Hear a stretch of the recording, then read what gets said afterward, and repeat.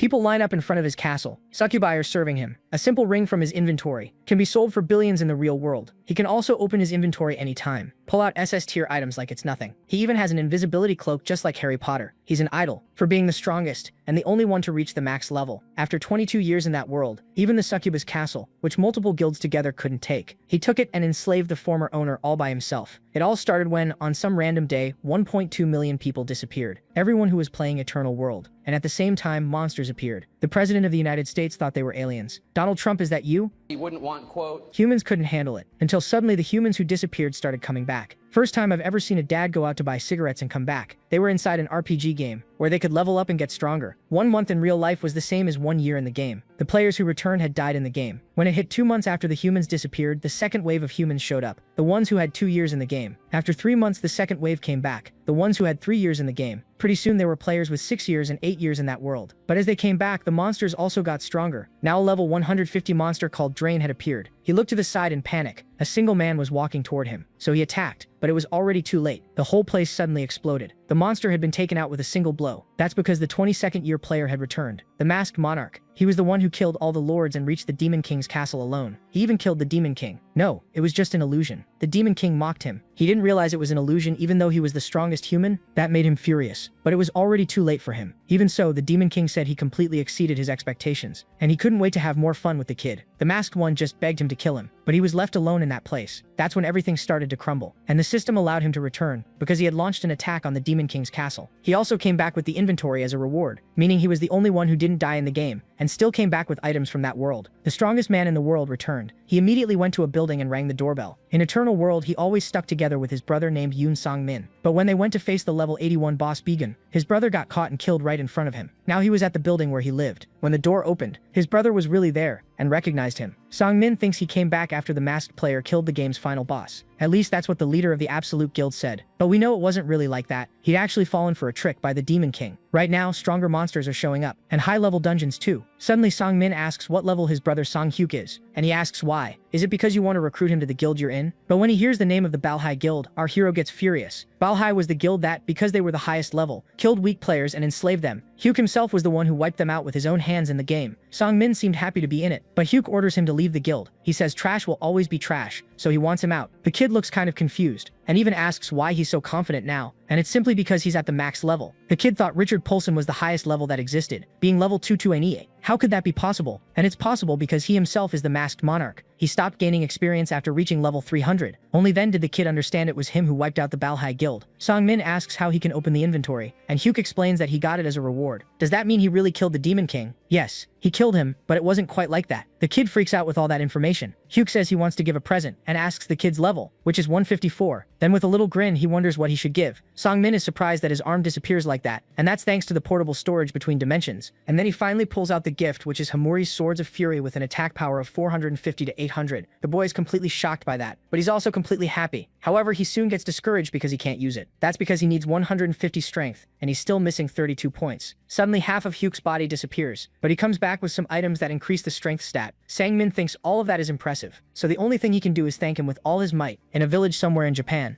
the man massages around his head. He keeps doing it with a certain pressure. Meanwhile, crystal balls are glowing. The light gets even stronger. He asks if anyone's there, and soon gets an answer. A voice comes out of the ball saying the others still haven't arrived, and the man asks if he's ever seen the others show up on time. Anyway, the voice asks if the reason for the meeting is what it's thinking. Then it gets confirmation that it is. The topic is that the masked monarch has returned. That leaves the other person silent. Then the woman says she knew it was only a matter of time. She asks if he at least knows where he is. For a moment he stays silent, revealing the masked guy's location in South Korea. At the Yongsan district office, Sang-hyuk officially becomes a player, and he asks his brother if that's something to be congratulated for. Then Sang-min says they don't have a choice because they can be punished if they don't register with the player management department. The masked guy notices something as he walks. He spots several other people who came out of Eternal World. Sang-hyuk questions his brother about saying players returned without equipment, and the kid had forgotten he doesn't know. So he explains that the weapons were made on Earth. The masked guy asks if it's so they won't be thrown away after killing a monster. But Sang-min explains that doesn't happen in the real world, and that crafter class players, mages, and others teamed up to make weapons and other gear. The kid also says that despite the effort, the items are low quality compared to what they used in Eternal World. Sang-hyuk says he has a favor to ask. With a smile, he says there's someone he'd like to meet and asks if his brother can meet him. The kid looks a bit confused. They're at the Twilight Workshop. The brothers are standing in front of the place. Scared, Sang-min asks if the person he wants to meet is really in there, and the masked guy confirms, saying he didn't expect it to be so huge. The younger one asks if his brother really knows the person, which makes Sang-hyuk curious about whether he knows them too. Then Sang-min says all players know the Twilight Blacksmith. Even though the guy only did that and avoided fighting, he was included in the 400-member Suicide Squad during the castle attack. Not to mention the Twilight Workshop is where all the famous players from all over the world place their custom orders. Sang-min also reveals it's his dream to have his gear customized there. Smiling, the masked guy tells him to place an order, which makes his brother really happy. Then they finally decide to go into the shop. The door opens and they're greeted right away. A woman asks how she can help them. Sang-hyuk says he's there to meet Mr. Lee Chul-woo. The receptionist asks if he has an appointment, and when they say no, she says they can't meet him without one. Sang-min asks his brother if he's sure he knows the blacksmith, since neither of them is getting any VIP treatment.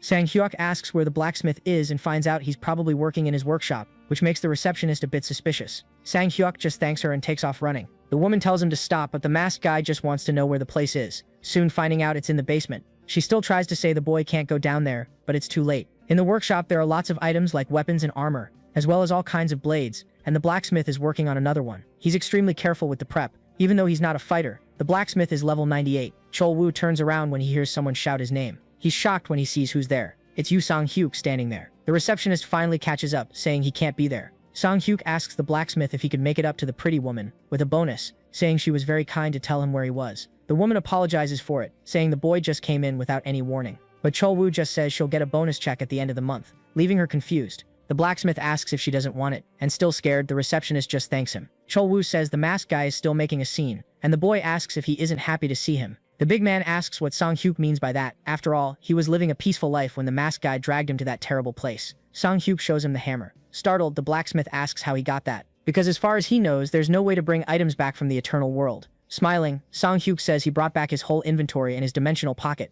revealing it was a reward for completing the final mission. Chul-woo thanks him, saying he thought he'd never see his hammer again, but he finds it weird the masked guy didn't give it back to him. Sang-hyuk says the weapon is his now. The masked guy says he left it behind when he got eliminated, so he took it for himself. Sang-hyuk surprises him, saying that considering their friendship he'll give it back, but only if the blacksmith does him a favor. With no other choice, the blacksmith works on the request. Chul-woo asks if he didn't see the Do Not Disturb sign on the door. He tells the Red Knight to come back another time. Without saying anything, a sack gets tossed over. Inside are a bunch of really shiny items, which immediately grabs the blacksmith's attention. Sang-hyuk brought him Iferan Steel, the brilliant black ore, the Horn of Denard, rare S-rank items. He wants to know how all of this was obtained. The masked monarch wants the blacksmith to make him an item. Chul-woo asks what he wants, and he smiles at what he has in mind. His simple request is a mask. Sang-hyuk says the place was just a small workshop when he first saw it, and he never would have imagined it would become something this big. And he also says he didn't know the blacksmith had such a sophisticated hobby. Chul-woo asks why he doesn't sit down and join the two of them. Sang-min introduces himself to the blacksmith. The big man says he seems like a good kid,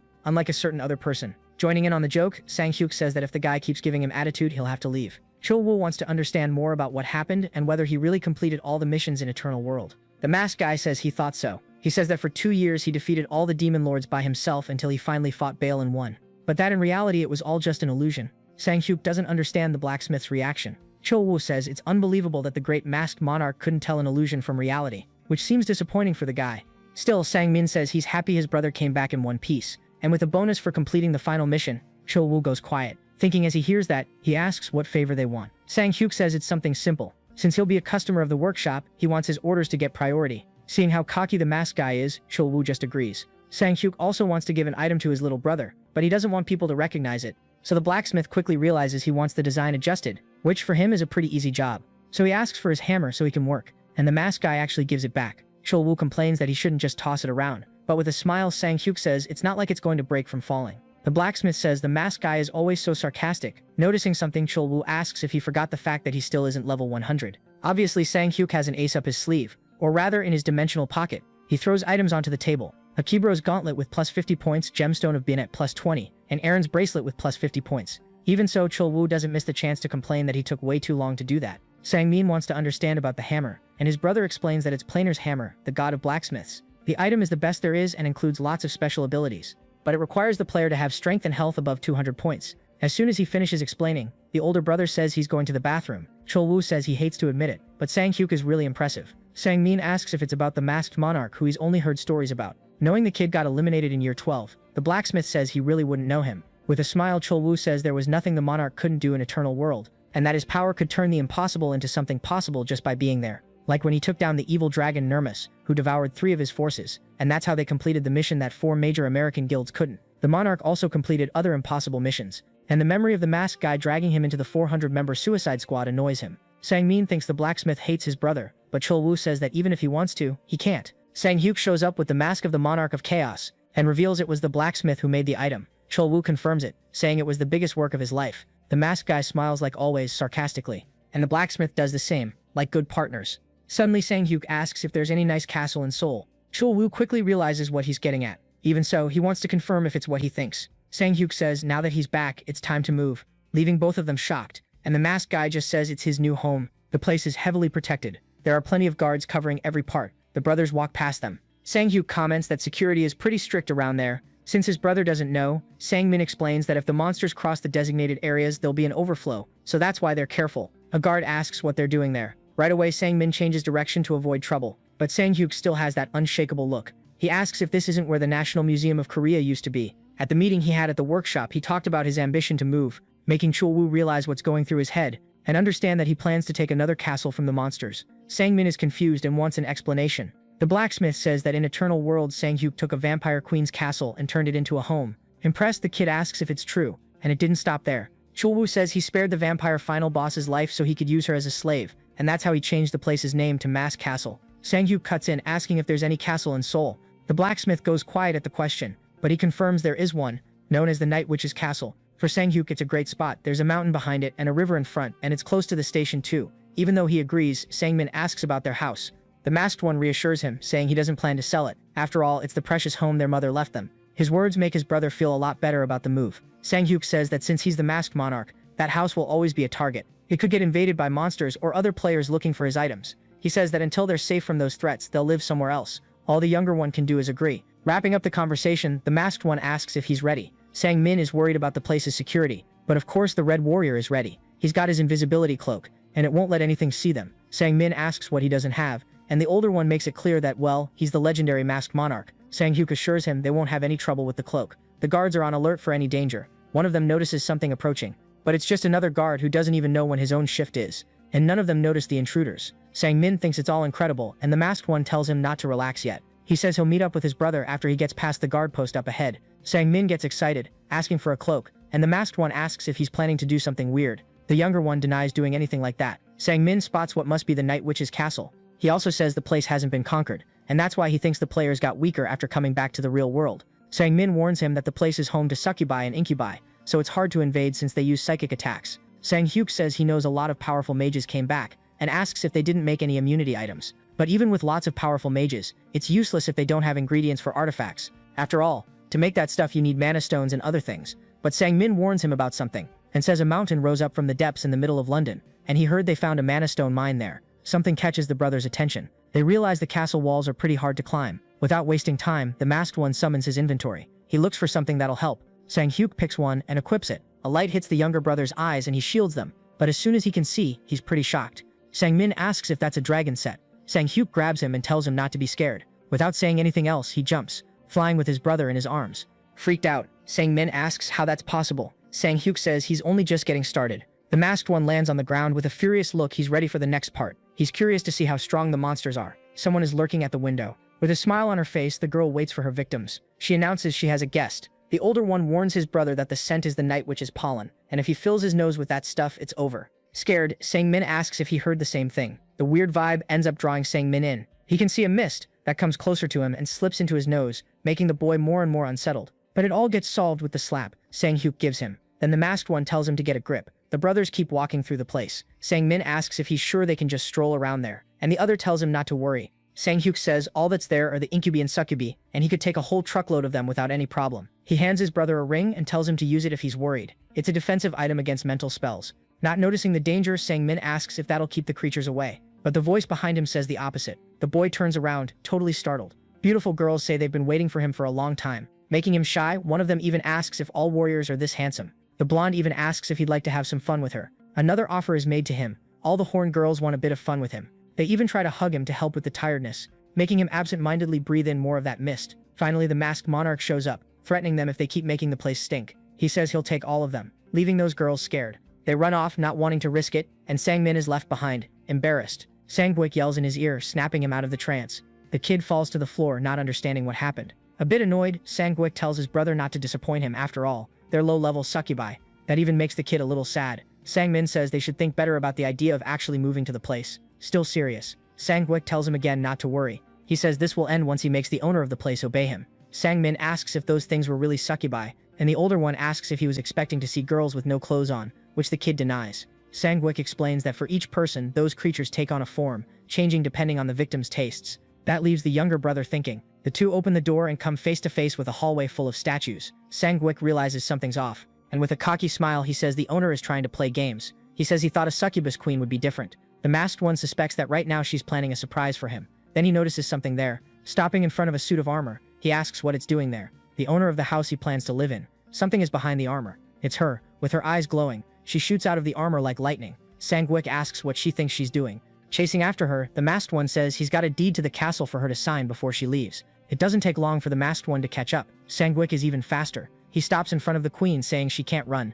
but something makes his eyes go wide. He finds the creature in front of him strange. To be sure, he asks if she really is Lilith. Almost everything is in ruins. They're so fast that sometimes you can only see flashes, along with the explosions caused by them, and more destruction coming from all sides. The masked one uses his powerful sword, fighting the succubus queen. Sang-Gwick admits she's stronger than other succubi.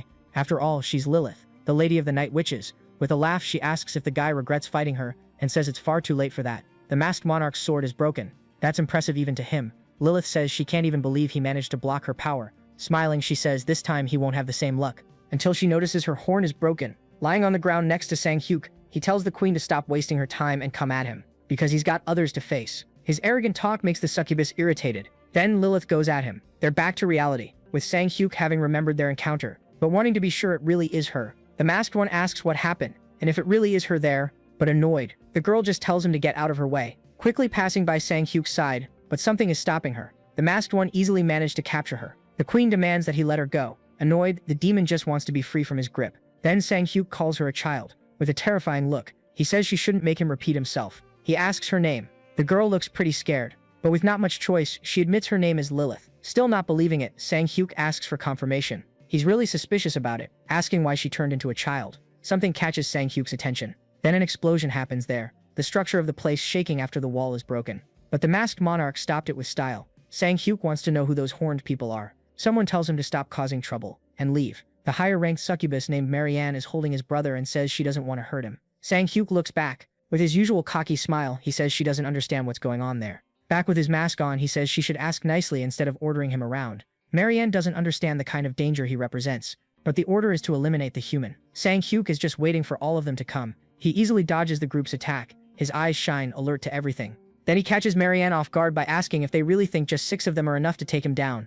The masked monarch is fast at what he does, snatching his little brother out of the succubus's claws. He asks Sang-Min if he can run, and the boy agrees. The demons fire fireballs at them. Sang-Hyuk is quick, dodging every single one, making the creatures have to push themselves even harder. The masked monarch threatens to take their fingers if they try again. But the strongest succubus won't give up. Marianne is ready to hit him with a butterfly dash. She fires her power at him. Sang-Hyuk still doesn't move. While that blast is about to hit him, a powerful lightning bolt strikes the top of the castle. The sword's blade lights up. Everyone gets scared by it. Even Marianne, who was confident. While he's completely lit up by the lightning, there's someone with him. Sang-Hyuk is holding Lilith with him. The guy asks if she's ready to talk, calling her annoyingly, "Little princess." Day has already broken, totally changing the mood of the castle. Lilith, the demon's princess, is sitting on the bed. Sang-Hyuk breathes easy, finally getting a bit of peace. The masked guy wants to get done with what he came there to do. He starts by asking if this place really is the Night Witch's castle. Annoyed, Lilith yells, asking what else he thinks this place would be. Not caring about her words, Sang-Hyuk says it looks more like a citadel of irresistible charms.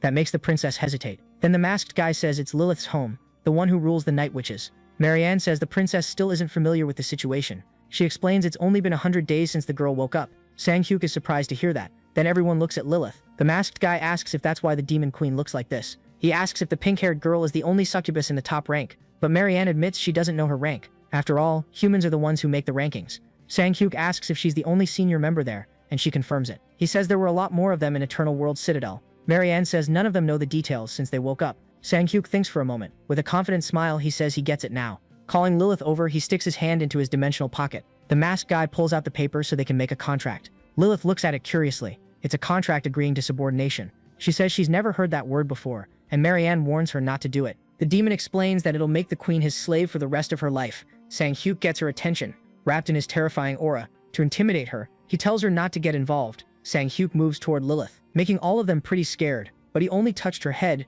and tells her not to worry. Sang-hyuk says he's just trying to protect her, which leaves the little princess confused. Then he asks if someone like him attacked this place again, they'd be able to defend it, but none of them has an answer to that. Sang-hyuk says he'll go over it with her, explaining that she'll be bound by contract until she becomes an adult. He also gives her the option to accept or cancel the deal. Lilith stays quiet, thinking about his words. The girl stands up and asks if he's serious, but Sang-hyuk just asks if that's how she talks to her new master. Lilith asks if he'll really cancel the contract when she becomes an adult. The masked guy promises he'll put that in the contract and tells the girl not to worry. He also warns that if she doesn't comply, her soul will be destroyed. Lilith doesn't have much of a choice, so she's ready to sign. Marianne calls out to her lady, but the girl is already getting the ink ready to sign. All she has to do is leave her signature with her own fluid. When she finishes, a light shines over the paper. Sang-hyuk smiles at that, because the two of them have a deal. He asks the other lady if her name really is Marianne. The succubus looks a bit thoughtful, but in the end she confirms that's her name. Then all the demons bow to the Lord. Of course, he gives a sarcastic smile and suggests they first change the nameplate on the door. In Monument Valley in the USA, the monsters are being taken out. One tries to catch the player off guard by attacking from behind, but he defends himself using his double blade. The man holds his ground so he won't lose the fight, using his strength to push the creature back. He looks over at his partner, surrounded. The other one is in a brutal battle, cutting down his enemies like they're bread. He isn't scared even though there are so many. With a single strike, he manages to split several of them in half, knocking the monsters away. He's honestly pretty terrifying. His name is Richard Paulson, the Sun Knight of the Absolute Guild, level 220. He says the monsters might have dropped some items, and asks them to check the area. The masked guy calls for his master. Harry Bertland, level 187, known as the Scythe of Judgment, says he needs to take a look at something.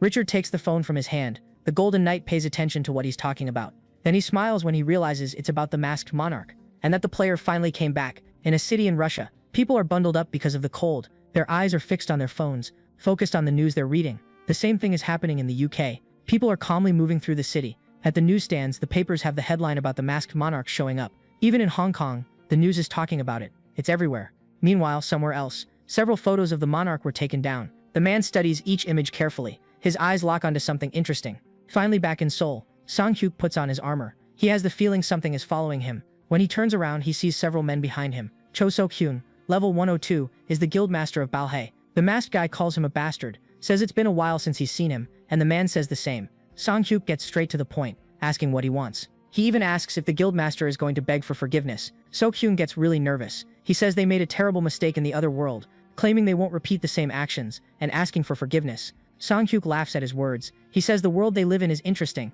After all, one man is begging forgiveness from another man who took his life. Anyway, he forgives him. But there's a condition. Sang-hyuk tells him to hold a press conference the next day, to confess to every crime he committed without adding or leaving out any truth, with the threat of being punished. The masked guy asks what he thinks about that. In the end, Sok-hyun accepts it. Sang-hyuk makes it clear that hard times are coming for the man, and that everything he worked for will collapse, and that there's nothing he can gain without pain. If he waits and gets through this moment, Sang-hyuk plans to help him, so he can build the right path. The castle belongs entirely to the monarch, and he makes the message crystal clear by putting up a symbol to show the place is his. There are lots of people outside, including reporters, all of them trying to grab whatever they can for themselves. People shout that they know he's in there, and they just want to ask a few questions. Then they beg for the door to be opened. The director of the player management department is there too. Someone asks him if he's sure the masked guy is inside. The man suggests they should go back. He is Park Sung-shik, a year 12 player, and says the masked monarch was a terrifying player in Eternal World, and he advises them not to provoke the warrior, which ends up annoying the director. Young Chol says the masked guy should be in there greeting him, and yet he's still coming up with the idea of going back. The man says he doesn't know how good the player is, but he's still the management director. He's basically pounding on the door. Young Chol yells that the player should have come looking for him as soon as he got back, and gets mad that he's locked in. The front door opens. Everyone looks at what's inside, and the director has an ambitious smile. He laughs, thinking he scared the masked guy. Young says he's ready to find out how strong the masked guy really is. Sung-shik immediately realizes something is wrong. The player warns that what's coming is dream dust. He yells for everyone to protect themselves from it. Not only that, he warns everyone to run. Sung-shik shields himself from the dust. The guy behind him says everything looks clean. Meanwhile, Young is without his clothes while doing a weird dance. Sung-shik quickly realizes he's hallucinating and tells them to protect the director. The cameras are recording this humiliating moment. Sung-min comments that the man seems like someone important, and his brother fires back asking why someone like that would break into someone else's property. A sound catches Sung-hyp's attention. He pulls his phone out of his pocket. It's a call from an unknown number. Sung-hyp tells his brother to give him a few minutes. Far from there, he answers the call. The voice surprises him, saying it's been a while since they've seen each other. and the masked man suspects she's speaking Rosalian. Sung Hae-kiss asks how she got his number, and she says she knows everything. The person introduces herself as Jae, head of the Dark Chamber of Commerce of Eternal World. Sung Hae wants to know what she wants, and Jae asks if he isn't interested in knowing what she does. He threatens to hang up if she has nothing else to say. Jae asks if he doesn't have anything to give her, claiming she figured the masked monarch would have something interesting in his possession. She says the Dark Chamber of Commerce is planning an auction, but they don't have anything to make it happen. Sung Hae tries to deny having anything, but Jae says that in this world a bit of money can be useful. He thinks for a bit, then says he'll give a ring. Jae wants to know what kind. The monarch explains that the item reduces cooldown time by 5% and increases resistance to fire and magical effects by 5% each. With a smile, Jae says she couldn't have asked for anything better, but she remembers that ring, and Sung Hae confirms it used to belong to the Crimson Witch. Jae says the other one would sell her house just to buy it back. He asks where they should make a deal. Jae explains that for Korea they use the lockers at Seoul Station, and says she'll send the details by message. The call then ends. Not even Sung Hae was expecting to get brushed off that fast. He heads to Seoul Station as agreed, using the hood so he won't draw too much attention. Sung Hae goes up to one of the lockers. When he opens it, there's a box inside. Sung Hae is a little suspicious. He decides to go to his old house, meeting up with his brother. Sung Min is desperate to know what's going to happen. He asks how much all of this costs. Along with several stacks of cash, there's also an envelope. Without wasting time, Sung Hae grabs it. His eyes go wide at what he sees. It's a check, and the total amount is 10 billion won. The truck is going at high speed, and they're filming, not wanting to miss a single detail. The lenses are focused on this mess. There are lots of cargo trucks entering the castle, with a small car leading them. The vehicle is the first to stop. Someone's in the passenger seat and opens the door. The one who gets out of the car is the super stylish blacksmith, dressed in a suit, but he doesn't care about anything at all. Soon he's greeted by someone telling him the master is waiting for him. Beautiful horned girls will kindly show him the way. His expression is still suspicious. The door opens for him to enter. Finally, Chol-woo meets Sang-hyuk. The masked man says he's late. Suddenly the big guy comes up to him, and he doesn't understand what's happening. Chol-woo crushes him in a hug and says the kid has a special talent for causing trouble, accusing him that the world fell into chaos because of him. Sang-hyuk only asks him to let go first. The masked man complains he's way too strong and the squeeze almost left him out of breath. After recovering, Sang-hyuk gets straight to the point and asks if the man has made a decision to move the workshop to the castle. With a serious look, Chol-woo asks him to listen. The blacksmith says he didn't come because of him. He asks how he could refuse the offer when the kid has all the raw materials from the other world right there. Chol-woo asks if there's electricity there, because he heard electronics don't work on altered land. Since nothing works yet, he says it'll take some time. And he also considers the possibility of having to do it like he did in Eternal World. If it's that way, it'll take a month. Sang-hyuk asks him to build everything in that time and he freaks out, saying he can't. With a smile, the masked man reveals he plans to give the Twilight Workshop first pick of the monster's byproducts and asks if he still can't make it work. His words make the man irritated. The blacksmith says he'll have to use the mana-powered generator, and Sang-hyuk asks if he means the Phoenix Heart. Pulling out 3 of them, he asks if that's enough. Excited, Chol-woo says it's more than enough, and the masked man says he has more. He should let him know when he needs more. And there's one more thing to be said. Sang-hyuk has another favor to ask,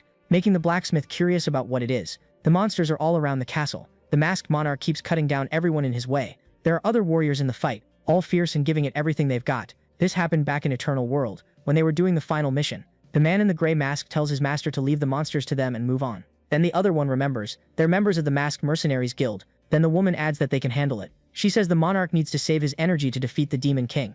The man yells at him not to waste time. Sang-hyuk stands there, thinking about what they said. Suddenly, behind him, Bale shows up saying he has loyal friends. Sang-hyuk quickly looks back. Before he can even react, the king strikes him, a heavy hit that makes him spit up his own lifeblood.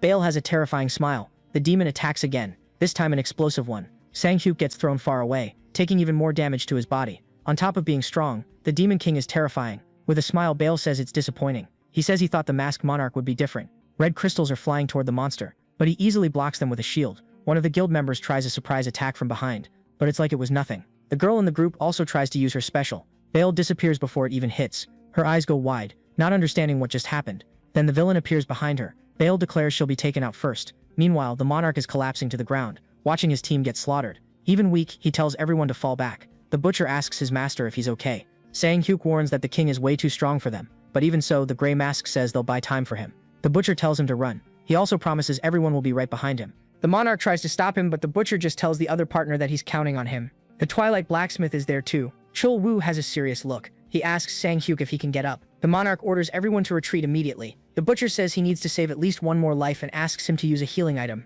The man has no intention of following his lord's order, because he knows damn well Sang-hyuk is the only one who can defeat the Demon King. So he asks him to level up and finish the mission. With a smile, he reminds him that's the goal of the Masked Mercenaries Guild. And with that, the mercenary heads into the fight. Sang-hyuk yells for him, but it's too late. He ends up coughing up more blood, which worries the blacksmith. Someone shouts Yoon, Sang-hyuk, telling him to wake up. Several explosions go off in the castle. He can see it until his eyes close completely. The girl's body is lying on the ground. Same with his companions. It's too late for the butcher too. Sang-hyuk witnesses the end of his subordinates. His gaze is distant, not believing this really happened. He closes his eyes, furious. Then he screams out all the pain he's feeling. Sang-hyuk is back in reality, free from that nightmare he went through. Someone announces the arrival of his guests. He gives the order to let them in, immediately putting on his mask. The door is finally opened. His guests step into his room. Sang-hyuk gives a small smile as he says it's been a long time since he's seen them. At last the masked team is back. It really has been a while since they said goodbye. Butcher is the captain of the Masked Mercenaries Guild, level 165. Guillotine is the vice captain, level 132.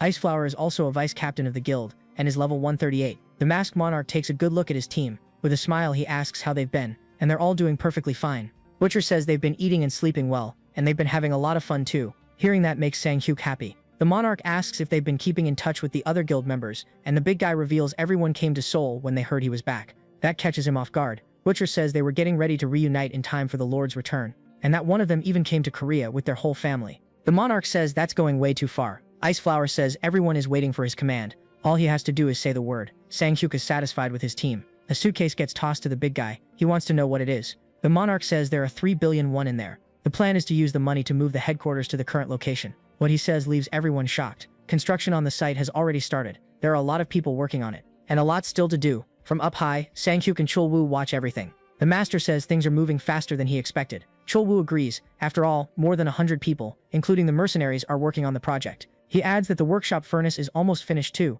which means they can speed things up even more. All of a sudden, Sang-hyuk says he should hurry up and get ready too, making the blacksmith curious. Then the monarch reveals his plan to conquer the world, which freaks Chul-woo out. Somewhere in a city in Italy, the woman calmly sips her drink. She gives a small smile. She asks her partner if he's heading out and suggests he grab something to eat. Part of the Red Magic Tower Guild, the Crimson Witch is level 205. Something makes her partner tremble. It's the clock, showing it's exactly 1 o'clock. The woman asks about the item. He shakes the red box, showing where it is, making the witch look at it with curiosity. The box is opened right away. A red light from inside lights up the witch's face, confirming it really is her ring. She wants to understand how it came back to the real world, and asks if this has anything to do with the masked monarch. But the man just gives the price, 20 billion won for the item, and asks how she's going to pay.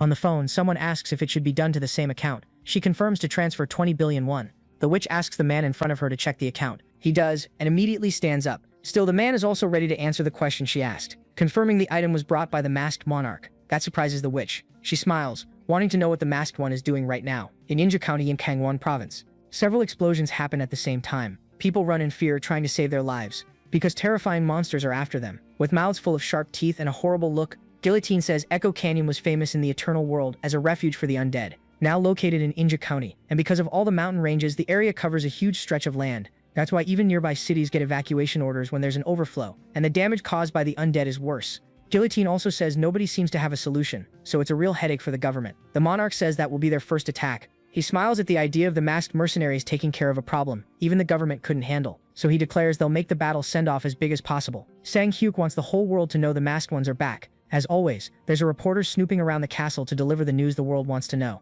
He's ready to broadcast live the big send-off of the Masked Mercenaries Guild. The man also talks about the monarch having given his group the important mission of conquering Echo Canyon. He realizes everything seems to be ready. After all, the castle gate is opening. They start marching out. There's a whole legion of masked ones. Camera flashes turn toward the butcher. In a memory from the past, the door opens for the trio to enter. The Lord warns it'll be hard to fight using those weapons, then asks them to let him know if they need anything. One of the masked ones, surprised, asks if all of that isn't from the other world. The monarch makes it clear they have a lot of work to do there, and tells them to think of it like a signing bonus. The butcher still thinks a lot about it. Like a great captain, he shouts that the masked mercenaries will conquer Echo Canyon, and tells everyone to get on the buses. Soon, the reporter shares the news with people about the guild's trip to Injo. He also asks how the team is going to conquer a place where every other group has failed. Either way, KBN will keep bringing everyone the updates, saying they'll be heading to Injo for the latest. Sang-hyuk says he's happy he had the team rehearse. The guy glances at the girl beside him. He asks if the ice cream is good, and with a smile, Lilith says yes. Then the masked one says she's had enough since this is the 10th one. But the princess just says they're delicious. There isn't much he can do about that. Sang-hyuk just orders that this will be the last one because the two of them need to go and she wants to know their destination. Smiling, the masked guy says they've got a job to do. He just says he left something behind, making Lilith curious. Only 2 guards are protecting the entrance to the place. They're watching KBN, who believes the masked monarch is waiting for the right moment to show up. The guard smiles, ready to see the Lord in action. They comment on how embarrassing it'll be if they fail the mission. Someone's presence is noticed. Doing his job, the guard tries to warn that the area is restricted, but he gets caught in a strange mist, making them fall asleep on the ground. Even Lilith is surprised by how fast it was. She asks the monarch if she can touch them, but the guy tells her to leave them alone because they don't have much time. The two of them enter the place that was being guarded. Lilith says she's feeling a huge amount of mana. Looking a bit scared, the girl asks where they are. She says she doesn't like scary places. The Bradal Catacomb in Eternal World is where priests and holy knights are buried. A place that's sacred got contaminated because of Baal, the head of the demon lords, disturbing the rest of God's children, disturbs his authority, and that boosts the power of those creatures. So the place lost its holiness and turned into a kingdom of the undead. Right behind Lilith, a monster appears. Even startled, she attacks, making the pile of bones fall apart on the ground. Still, its structure keeps moving. Little by little, the undead recovers. With just one punch, the monarch destroys the monster, throwing the pile of bones far away. Thanks to Baal using his dark authority there, since the undead in Bradale are on another level, especially the fallen pope, who besides being over level 200, is one of the strongest and most well-known. There's a reason the masked guy is there. Together with Lilith, he approaches a peculiar door. Sang-hyuk tells the girl to stay there. Lilith, the future queen of demons, is really scared. Masked monarch opens the door. He walks up to a sword that's shining brightly. The most powerful one in Eternal World. Admarion, the Dragon King's mercy. Sang-hyuk looks at his new acquisition. Without wasting time, he grabs the sword and pulls it from its place. The sword shines even more, but even if it was only hinted at, this sword took the Demon King's head and pierced his heart. A powerful weapon for a powerful player. Something catches Sang-hyuk's attention. Looking back, he notices an army of undead. In the crowd is the fallen pope, one of the creatures with insane strength. He smiles at all of it. It's time to have some fun. But before he could do anything, the monsters get attacked. Sang-hyuk is confused as he looks at a hooded figure, the one responsible for attacking the monsters. He tells Sang-hyuk he didn't expect to see him there. The hooded one reveals he's another masked guy and says he didn't expect to run into him there. Meanwhile, the undead tries to attack the one in the green cloak. He easily dodges, making the creatures miss their target. The masked guy looks at the pile of bones on the ground, using his weapon to write something in the dirt. He made a magic circle using the monsters. His eyes glow as he looks at it. He chants a few words, Yasurium ante rium haruna. The bones move as he says, Harira kum dari han mahan. Then he says, Gary noyo nanmian baven. Raising his hands, he yells, Come dog born in hell. The intense light hits the undead. Sang-hai watches it all, impressed. A new creature is created, and the masked guy declares it's time for him to eat. The undead army sticks together for the attack, but they're easily broken apart by the dog. It can easily defeat the monsters. Still, more show up to attack, using their swords and other weapons, but the dog is fiercer than them, knocking an undead to the ground, and crushing its bones in a single bite. More skeleton monsters attack the dog, which just makes the animal even angrier, and it goes after them, tearing them apart. Sang-hai just watches the whole fight. He's freaked out by the whole scene. The hellhound keeps attacking like crazy, leaving a bunch of them in pieces on the ground, easily snapping bones with its powerful teeth. The creature looks back, letting out a pretty terrifying scream. A lightning bolt ends up hitting it, and that finally puts an end to the hellhound. The hooded guy looks to where it came from. It's the fallen pope standing there. The monster's response is to open its mouth to fire another bolt of power. It spits out a strong blast, but the masked guy didn't take serious damage, so the monster decides to go in, attacking head-on.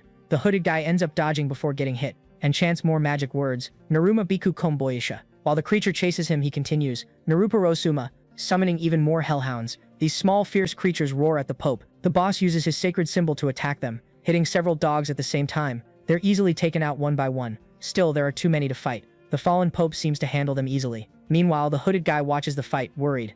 Then the shots go toward him, hitting the spot where he is. The fallen pope thinks he took him out, but he's impressed by the quick response. The masked monarch ended up protecting him with a magic shield, but the hooded guy gets annoyed at the interference, saying he didn't ask for help, but Sang-hyuk just says he's still stubborn as always. The monarch already grabs his new gear, ready to wipe the boss out of the place. He attacks right away with a dragon blade. This time, even the fallen pope gets scared. He gets hit by a huge explosion. Even the hooded guy is impressed. Sang-hyuk surprises him, saying he hasn't seen him since the Suicide Squad's first mission. This is the necromancer, Yang Su-chan. The hooded guy asks if he shouldn't be in Echo Canyon, and Sang-hyuk also wants to know what he's doing here. Su-chan says the reason is obvious, because the place is full of top-quality bones. The monarch says he's crazy for coming alone. He also wants to say one more thing, and he invites the hooded guy to join the Masked Mercenaries Guild. So Chan wants to know why he joined the group. Then Sang-hyuk says he heard he wants to surpass Ahmed Hassan, so the masked guy wants to help him reach that goal. The necromancer thinks about the offer. He says the guild is already strong enough, so he wants to know why the masked guy wants to use him.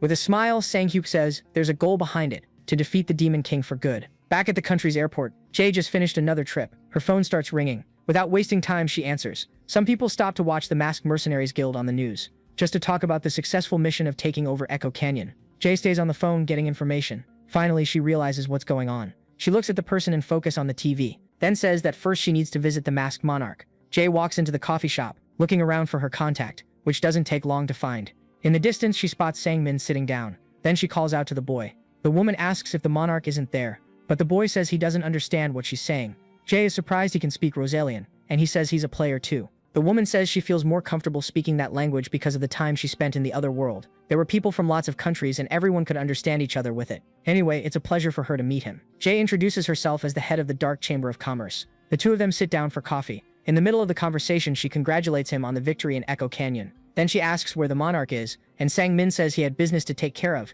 so he came in his place. Jay agrees that the Crimson Warrior is a busy man. Getting straight to the point, she asks to see the item. Sang-min hands her the box. Jay opens it eagerly to see. The woman's eyes light up at what's inside. She says they can count on them to sell the item and that he doesn't need to worry. But there's something else that needs to be handled. Sang-min says his brother asked her to look into something else, and the boss says she sent the invitations as requested. Then the boy gets eager to know more details. Jay says they won't have a choice but to come, since it's an invitation from the masked guy himself. People want to know from Richard the reason for the visit. Inside the car, the other man asks if the place is Guanguamo. Michael Buren, known as the Hammer of God, is part of the Cathedral Knights of the United Kingdom. Some curious people want to know who the beautiful woman is. From China, this is Liu Xiaoyu, master of the Nine Dragons Swordsman Guild.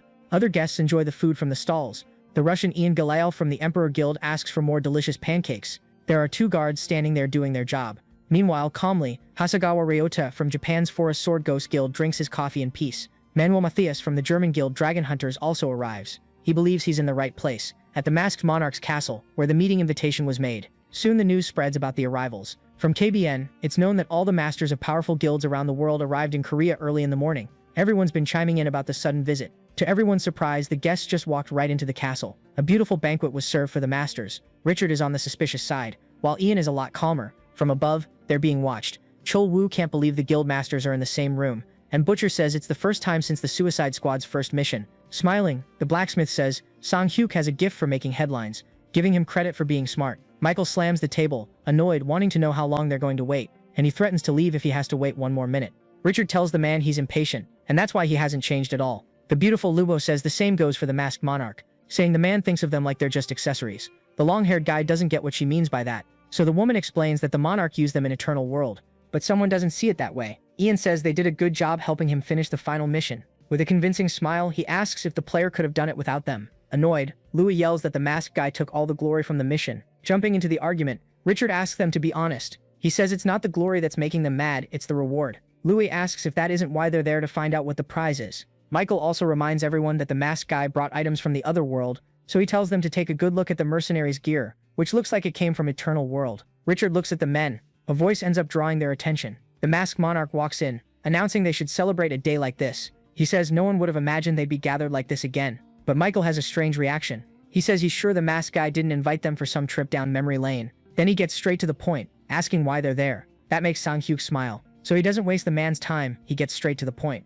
Sang-hyuk raises his arm. His hand disappears into space, which freaks the guests out. Ryota quickly realizes it's a dimensional pocket. Something is being pulled out of it, an item from the other world, which leaves everyone in the room shocked. Annoyed, Michael wants to know how he got that. It's the blonde guy's warhammer, which makes him so mad he lunges at the monarch. Sang-hyuk asks him to calm down, because the invitation is to return the items to their rightful owners. Michael is completely stunned hearing that. The masked monarch smiles at what he's about to say, and then he suggests they start a weapon auction. That catches everyone off guard, making Michael react even more angrily, asking what the kid thinks he's doing. After all, the item belongs to him, but Sang-hyuk just asks why the hammer would be his. He says he simply brought back ownerless weapons from the game. Then he asks if there's any problem with that. Obviously that pisses Michael off even more. Richard surprises everyone by announcing he'll buy the hammer, leaving Michael even more rattled. But the Golden Knight just makes it clear, if the monarch said it's an auction, that means he can bid too. Michael makes a threat, saying that as soon as he gets his hammer back, he'll send his friend over to the other world. Someone asks them to be quiet. A man in a suit announces the starting price is 10 million, and explains bids can only go up by 500,000, and so the auction begins. In a private room, the woman asks if he isn't being a little cruel to her, but Sang-hyuk claims he doesn't know what she's talking about. Jay asks what he's trying to get out of all this, asking if he wants to rule them or if he's just after a lot of money. But the guy answers that it's all just bait, making the woman curious about that. Sang-hyuk says now that he's thrown out the bait, it's time for them to bite. Jay is still confused about what he planned for the meeting. The bids keep coming, reaching 31 million. Richard offers another 500,000, annoying the item's former owner. Another bid comes in at 200 million. This time it was Manuel. The auctioneer asks if anyone else wants to bid, otherwise they'll move on to the next item. Michael doesn't have much choice if he wants his hammer back, so he bids 210 million. The auctioneer asks if there's any other bid, but everyone stays silent. so Tamien's anger turns toward Michael Buren. Finally, they're going to start with a new item. This one is the Sun's Blessing. Leaving Richard pretty shocked by that, he looks around on all sides worried, watching which of the masters will turn out to be traitors and try to take it. Michael's got a sarcastic grin, ready for his revenge. He starts by calling out a bid of 200 million, which only makes things worse for the Golden Knight. It's already late at night and the auction has ended. Richard walks calmly, enjoying the night breeze. A voice comes from behind saying they've got unfinished business. It's Michael standing there. The guy is pretty pissed off. Richard says he doesn't know what he's talking about. He says that because of the long-haired guy, he also spent over 200 million. But Michael says that's not what matters here. Pulling a dagger, he says the man pissed him off. The two start fighting, even causing small explosions. The Sun Knight asks if that's how the other guy wants to play, and Michael asks how long the man thinks he can disrespect him and walk away. Spotless, declaring his end tonight. Richard doesn't hold back either. Firing back, he hits the blonde guy with his glove, sending his opponent flying far from there. Michael took a solid hit, staying down on the ground like an old dog. Richard reminds the blonde guy that he's a higher level than him in the other world. So in the real world, it's the same story. Annoyed, Richard tells him to shut up and charges in with the blade, which in a way surprises the Golden Knight. Still, he manages to dodge that bolt, which ends up hitting the wall. Richard looks at what just barely missed him, realizing Michael really isn't messing around, so he grabs his sword. He says apparently neither of them is getting out of there alive. Michael also grabs his hammer, agreeing with what his enemy said. One raises his sword to attack, while the other uses his hammer. They're ready to face each other to the end. In a battle that happens in the silence of the night, the rivals are staring each other down, still not understanding who lost the fight, but neither of them got hit, which leaves Richard confused. And Michael is too. He complains about the Golden Knight holding back, and the other says he didn't. Then he throws a punch at the long-haired guy. Michael does the same. All of a sudden he looked kind of confused, not understanding. Richard's in the same situation, both looking at their weapons, not understanding what's going on. There's something wrong with the Sun's Blessing, just like Tyen's Wrath. They realize no weapon is working. From the high window, Sang-hyuk watches them. He smiles at his plan, because they finally took the bait. Richard accuses the masked guy of knowing from the start, and asks why he wasn't told he still can't use the Sun's Blessing. Sang-hyuk says he never told him to buy the sword, and asks why the man is even questioning that. He says the Golden Knight should have checked if he had enough points to use it before buying it. Giving up, Richard asks what he wants, and what he has to do to be able to use the sword. So the monarch wants him to beg him, all because he heard the USA is up to its neck in dungeons that were considered hard to raid. Sang-hyuk smiles and says he'll take care of that for him, which leaves the knight impressed. Richard says that's way beyond his control. He says he doesn't know how things are in Korea, but in the USA the hunting grounds and dungeons are under heavy security. Sang-hyuk says that's exactly why he's asking the man to beg him, just in case they feel the need for someone like him. The monarch looks at everything calmly, while Richard thinks the situation is complicated. He leaves the masked guy's room, immediately finding the scene in front of him weird. It's the other masters waiting for him. The bald guy goes straight to asking if the masked guy also talked about areas in dungeons with him. Richard says it looks like the monarch got the best of everyone. As always, Michael has an explosive temper, angry at having been tricked, yelling that one of the two is going to die and there won't be any middle ground. Someone asks if the blonde guy is dumb or just stupid, putting an end to his tantrum. Richard asks why he doesn't think about a change. The Golden Knight says he wouldn't be able to block a single blow with such a pathetic weapon, leaving even Michael without an answer. Richard tells them to think it through and decide whether they should make a deal with the devil or not. The masters then fall silent, thinking about it. On Mount Odae in Gangwon province, several monsters scream, attacking with their weapons. They fight against the bony ones, splitting their bodies apart easily. With just one punch he can break them, doing that to everyone who comes at him. A skeleton even tries a sneak attack, catching the big red monster off guard, and it ends up losing its head. Then other skeletons rush in, attacking other giant red monsters. While the fight is going on, there's someone up high. It's Su-chan watching everything. Sang-hyuk shows up next to him, and says he can't believe he cleared Variak's dangerous path all by himself. The necromancer just asks what he expected from a player at his level, and the masked guy laughs, saying he never knew he was so quick to catch on. Changing the subject, the hooded guy wants to know why he made such an absurd demand. What happened to the people who took part in the auction? He's been thinking that this isn't eternal world anymore, so if you get eliminated, it's forever. Sang-hyuk asks how far he's trying to take this. So Shan says his conclusion is that players need to get stronger so fewer of them end up dying. Monarch just watches in silence. Then he comments that he's got a lot of stuff in his dimensional pocket, but he was wondering how many players he can actually gear up. Sang-hyuk knows the number of solo players in Eternal World is around 100 million, so he can't equip them all. He says maybe he can help them in another way, but he wonders who he'd even choose for that, coming to the conclusion that in the end, players have to get stronger on their own. The necromancer stares at him, thinking, so Shan gets what he means, but he doesn't think that answers his question. Sang-hyuk needs to be even clearer about his reason. In his mind comes the memory of that terrible day, when he was losing Sang-min and his brother said he wanted to go all the way with him. He also remembers Iceflower saying she'd buy time, so he could escape the place.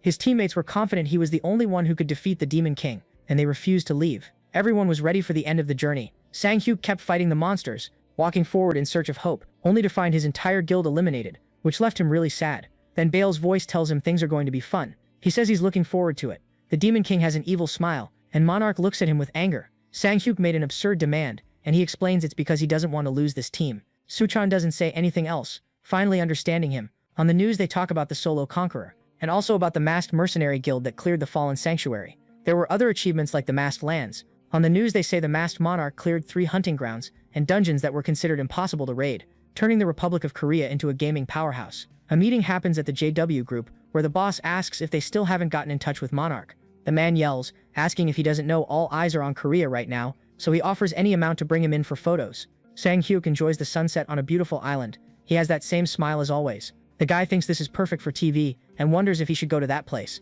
His phone rings, showing it's Jae. The woman asks how it feels to be a star of the world, and Sang-hyuk just says if she's going to waste his time he'll hang up. Jae laughs at how little he wants to chat and gets straight to the point, saying she just got a call from the United States, congratulating him on his plan working. Meanwhile, in the Las Vegas desert, you can already tell something isn't going well. Anyway, Sang-hyuk was recommended to conquer an impossible-to-raid dungeon.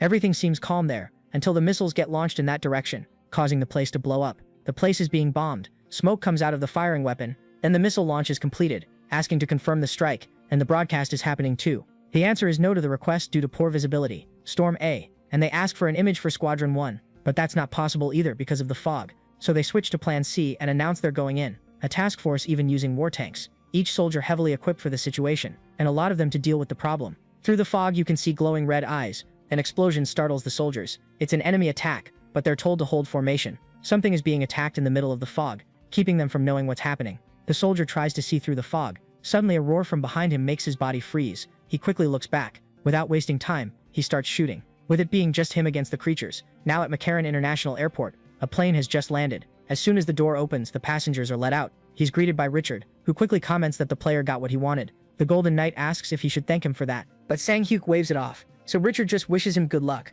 He's confident in the masked man, just like the monarch is in the same situation. The trip happens in the room. Richard breaks the silence, saying the situation there doesn't look very good. He says 5 guilds, including Absolute, tried to raid the place for years, but none succeeded. And that even though the military carried out a large-scale attack not long ago, it also failed. Sang-hyuk knows and understands the situation. Richard also says the government gave the green light this time, but there's a catch. The man looks back, irritated. Suchan asks what he's looking at, while Lilith is hungry and asks for ice cream. Richard is confused by those two. He asks the masked man if it's really just the 3 of them. Sang-hyuk explains the guild has a lot of work to do in Korea, saying they also need to raid other dungeons. Out of patience, Richard tells him to listen, because he thinks the masked man didn't understand. He says hundreds of people lost their lives because of the dungeon, and it won't be as easy as the masked man thinks. Suddenly the hooded guy gets his attention. Suchan says he doesn't exactly understand what the 2 of them are talking about, but tells the man not to worry, because they won't fail. That makes Richard a little worried, but they keep going on the trip. Out in the desert area, a drone is flying, passing over the team set up there. The place is full of reporters getting their cameras ready. Soon something catches their attention.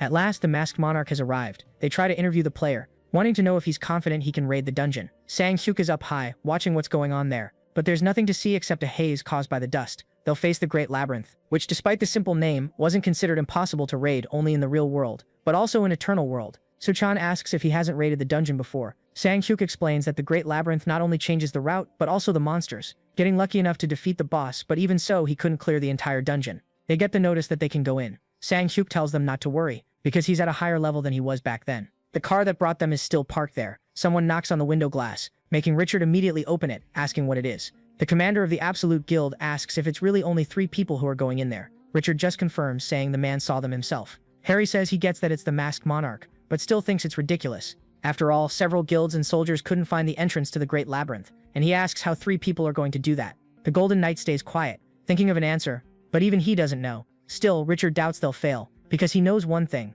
The masked monarch is the only man who completed every mission in Eternal World. The haze is getting worse and worse, making it hard for them to see anything. So Chan asks how they'll know they're on the right path, but Sang-hyuk just tells him to stay on guard, because that's where most people get lost and are devoured by monsters. Lilith already starts complaining that she's hungry, asking for ice cream. The monarch says again that he'll buy it when they're done there, and so she won't complain anymore. He promises to buy like 10. Lilith is happy with the amount of ice cream, asking him to keep his promise. Aware that she isn't human, Suchan wants to know why he brought a child, but the monarch tells him not to worry. Sang-hyuk says there's something he wants to check. The haze continues through the labyrinth, making it harder to see anything ahead. The necromancer thinks it's already been 2 hours since they left, but still hasn't seen anything. He asks if they finally arrived or how far it is, but there's nothing but haze. Desperate, he calls for Sang-hyuk. Suchan looks all around for him. There's only dust, which scares him. He keeps shouting for the monarch. Worried, the necromancer wants to know what noise he heard and calls once again for the Crimson Warrior. He asks why the guy isn't answering him. Something catches his attention. Suchan finally finds Sang-hyuk, but the sight leaves him even more terrified.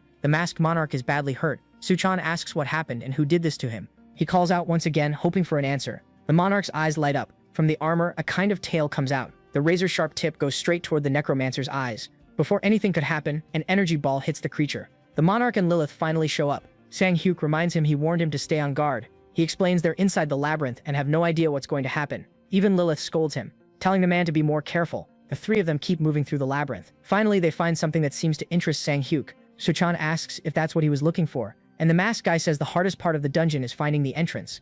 Sang-hyuk reveals that when he was in Eternal World, it took him 2 to 3 weeks to find it, and he only managed it after getting a tip from an NPC in the nearby village. He lights the torch with the blue flame. Sang-hyuk hands it to the necromancer, who looks confused. The monarch tells him to keep walking and he'll find more of those lamps, explaining that he should only light the 3rd, 4th, and 7th lamp. Suchan asks if that way they'll be able to see the entrance, and Sang-hyuk confirms, saying it's simple. The necromancer asks why he's doing it instead of him, and the monarch explains there's something else to do. Sang-hyuk warns that no matter what happens, he mustn't get distracted, just light the lamps.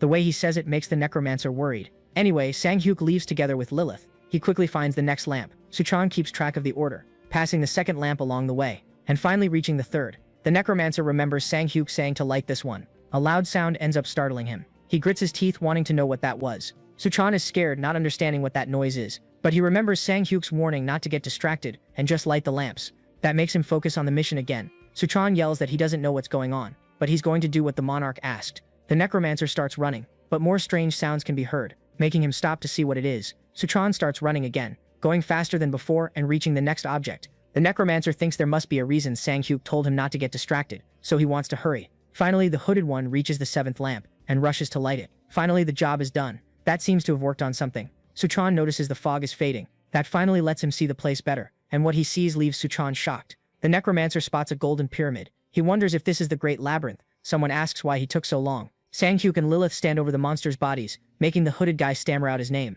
He's amazed, wanting to know what all of this is, and Sang-hyuk answers by asking what he thought he'd be doing. The monarch says that either way, the man should take advantage of it, and get ready, because there are still plenty of creatures left. Suchan is pretty shocked by that, and he even asks for some time to prepare. From far away, all you can see are explosions. Something is waiting behind the golden door. Sang-hyuk is the first to go in, followed by the others, who do the same. Finally, they're inside the Great Labyrinth. After subduing all the monsters outside, the three of them climb the spiral staircase. Suchan comments that the place is surprisingly quiet, but Sang-hyuk tells him to be careful, warning there are lots of traps. He reveals he wasn't able to figure them all out, so he warns they pop up out of nowhere and you have to stay alert. Suchan just says he's expecting that. The necromancer thinks they're just video game traps and wonders how hard they can be. Behind him, arrows fly toward him, but the hooded guy dodges before getting hit, so he gets his answer. Sang-hyuk once again tells him to be careful, and he says he can handle it. Another trap is triggered, almost crushing the hooded guy's head. Sang-hyuk says he just made a really funny noise, and that he's never seen anyone scream like that. Suchan won't stop setting off traps, one worse than the next, but he still manages to get out of them. That only makes his situation more complicated. Suchan is irritated from dealing with so many traps. He takes back everything he said. The necromancer says he's not looking forward to any of this and asks if he's going to make it out alive. Another door is opened by them. At the moment, they need to choose one more. Sang-hyuk says the stone chamber maze is the easiest part of the Great Labyrinth. The monarch says that to launch an attack, they just need to follow a few simple rules. They have to choose one of the 2 doors with 30 tries, and if they can't find the exit, they'll have to start over. Suchan understands they need to get out of there within those tries. Then something makes him worried. There are a bunch of scary monsters in there. Sang-hyuk says that if they pick the wrong door, they'll have to deal with the problem of fighting the creatures. Suchan says it's nothing his kids can't help with. A magenta streak shoots past him. Lilith flies straight at the monsters, dodging their attacks easily. The little princess slips past the irritated creatures. Suchan asks what the girl is doing, and the monarch tells him to hold his breath, if he doesn't want to embarrass himself and leave the hooded guy confused. Lilith keeps weaving between the monsters. The girl has fun with how slow they are, not being able to catch her. She circles around them, leaving a trail of light. The creatures are confused about what's happening. Seeing nothing but a streak of light, one of them gets knocked to the ground. All the others get knocked down right after. Watching, Suchan comments that he suspected those horns on her head must be real. Then he asks the monarch if she's a night witch. The necromancer also wants to know how he managed to bring one, since that's really hard. Sang-hyuk brought Lilith to check 2 things. First, her abilities being used on the monsters, and the other is to make her grow using the life fluid of the defeated creatures. Lilith defeated all the monsters. She complains that everything was over so fast. The princess asks if he'll give her ice cream now. Sang-hyuk just looks thoughtful. At least he knows her abilities work on monsters. But there's something else. He'll have to wait and see if she's going to grow. Other, even fiercer monsters show up. This time Suo-chan orders his children to have some fun. The piles of bones fight the orcs. Sang-hyuk watches the battle. The invasion of the Great Labyrinth happened without any problems. Lilith had fun kicking it all off. Suo-chan took command with his skeleton army, and that's how they defeated all the monsters scattered around the place. The trio continues the mission, going even deeper into the Great Labyrinth. Suo-chan asks if this is it, the place where the red-eyed Shikiri boss is. Sang-hyuk says he'll show up when they break the crystal. The necromancer wants to know if he's stronger than him, and the masked guy says if he's lucky, the man might beat him, or might not. Suo-chan says that didn't tell him anything, even with the monarch saying that's the truth. Sang-hyuk says the creature is an attack-type boss, not a monster he fought alone. The necromancer asks if he defeated it alone, and the monarch confirms it. Suo-chan says he's his friend but makes it clear he's a show-off. Then he asks if they can start, but Sang-hyuk surprises him by asking him to stay out of this, because he wants to face the boss alone. But the monarch says there's something else he wants the man to do, which makes Suo-chan curious. People walk around while using their phones.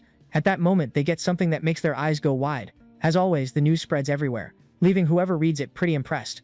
At school, one of the students yells, saying it's something they won't believe. He tells them to check Xtube right away. Everyone grabs their phones. The video that shook the world is the fight between the masked monarch and the red-eyed Shikiri. They really can't believe what's happening. Sang-hyuk walks toward the crystal. The item is floating between the tips of small pyramids. Finally, he's close to the object. Without waiting any longer, he aims at it, and when it breaks, it releases smoke the same color. The monarch waits for the result of what he did. A terrifying voice asks, "Who dares disturb my sleep?" The creature reveals itself, threatening that he'll pay for what he did with his own life. While pulling something from his dimensional pocket, Sang-hyuk talks about how the creature is still using the same old line. The seal is a transformation spell used to teleport to a chosen location. With shining eyes, the monarch explains that's because he was trapped there, so he's kindly going to take the boss out to get some air. All of them are wrapped in an aura, and just like that, they're teleported to another place, leaving the dungeon completely empty. The video goes all over the internet, a live stream of the masked monarch versus the red-eyed Shikiri, and obviously nobody is going to miss this showdown. Out in the field, the two stare each other down. The boss looks a little confused with the Lel, and glares furiously at the pair. Suo-chan is the one in charge of the live stream, and he figures that outside there won't be any trouble getting reception, and he wonders when the other guy even had time to think of that.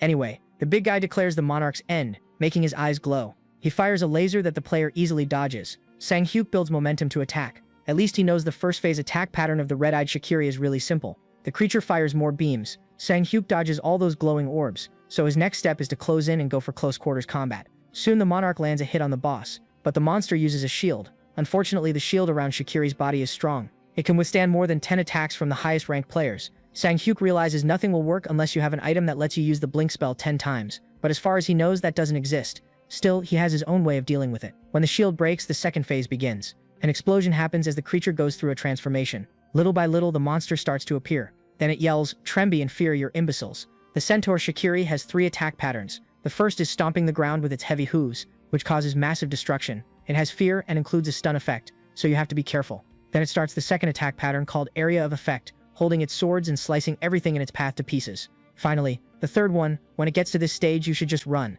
Sang-hyuk quickly dodges before taking a headbutt from the monster. As a result, Shikiri will be stunned for 5 seconds. Sang-hyuk says he's sure everyone knows what to do there.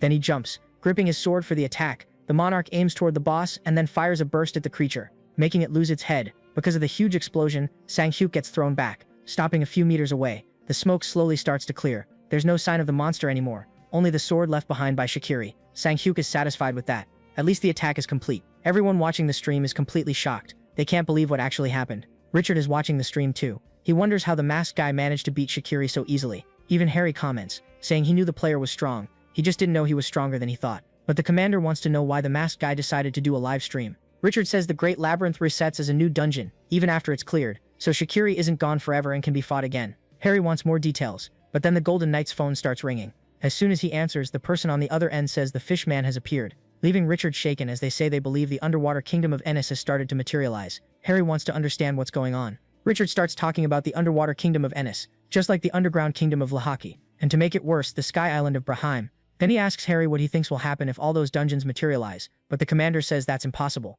Harry just stays quiet about it. The knight says he's only sure of one thing: the monarch won't be able to clear everything alone.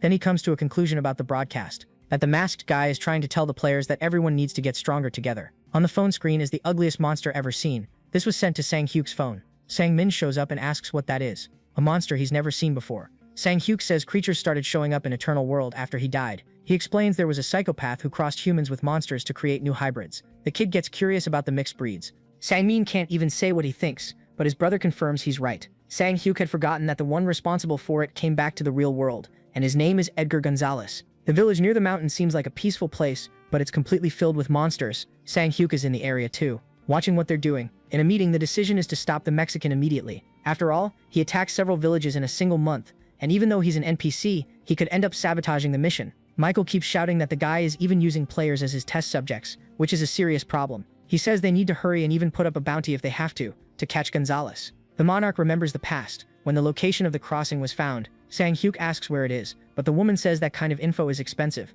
With a smile, Jay says he can give him a discount this time. Sang-hyuk just pays with an attack, knocking the person to the ground, revealing he isn't Jay. The man says he thought he'd found the perfect hiding place, but realized nobody can hide from the monarch, which is a shame. Then he smiles and says he wants to use him as an experiment in his test. Grabbing his sword, Sang-hyuk declares he needs to be deleted from the world. The monarch looks thoughtful about that. The woman announces his arrival by saying he got there early. Jay asks how the photo turned out, and if he looked good. But Sang-hyuk gets straight to it, asking if she knows where the man is, and she says they're still investigating. The blonde says that since the first hybrid was found in Japan, her guess is he's there. The monarch looks thoughtful about that. He asks if he can talk to Hasegawa Ryota on the phone. In Tokyo, the master is told there's a call from the Dark Chamber of Commerce. A member of the Ghost Sword Forest Guild looks at the phone screen. Then he answers the call. Sang-hyuk gets straight to it, asking if he knows Edgar Gonzalez. Recognizing the voice, Ryota asks if it's the monarch, but the masked man doesn't want to chat and asks if he knew the guy is in Japan. Sang-hyuk says he doesn't have much time and asks again if he knew that. With not much choice, Ryota just denies knowing.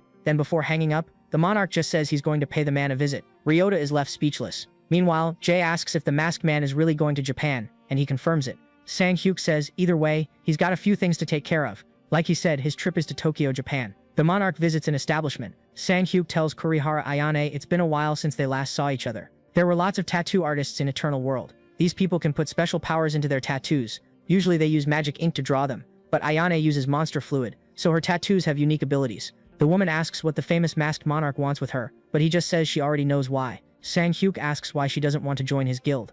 Ayane says she's honored by the offer coming from the master himself, and the monarch tells her to say what she wants because he'll get it. She says that's really tempting, but the thing is she needs several ingredients. But the problem is she's Japanese. Because of that, she says the public won't be happy seeing her in the guild. Sang-hyuk asks if she's rejecting him, but she says she doesn't know. She says he's asking her to betray her own country, and asks if he shouldn't make a more attractive offer. So Sang-hyuk comes up with an even better idea, which Ayane waits for eagerly. The monarch then offers the fluid of the Demon King Bale, and that's all she asks for. People walk through the city without worrying about what's happening around them, but a strange scream makes them stop. Suddenly, mixed blood monsters appear, causing chaos as everyone starts running. Ryota is the only one who stays still. He studies the situation ahead. Soon the creatures show themselves to him. Ryota dodges the beam fired at him, and also avoids getting grabbed. The monster keeps using its four arms to attack him. Ryota manages to leap back several times, getting away from it. Then he catches the creature off guard, landing quick slashes with his sword. As a result, the monster is cut into several pieces. Ryota easily defeats the mixed blood. From one of the buildings, Gonzalez watches the chaos caused by his monsters. He smiles, satisfied seeing the phantom swordsman ready to have some fun. It's a nice day in Japan. Outside, the house is protected by security guards, all of them on high alert. The door is opened immediately. Ryota is having a moment of meditation. He opens his eyes, greeting his guest. Sang-hyuk is there, just like he said on the call. The masked man stares at him and says it's the first time the two of them have met face to face. Tea is being served. Ryota blows on the steam from the hot drink. Then he looks ahead, noticing the monarch is still staring at him.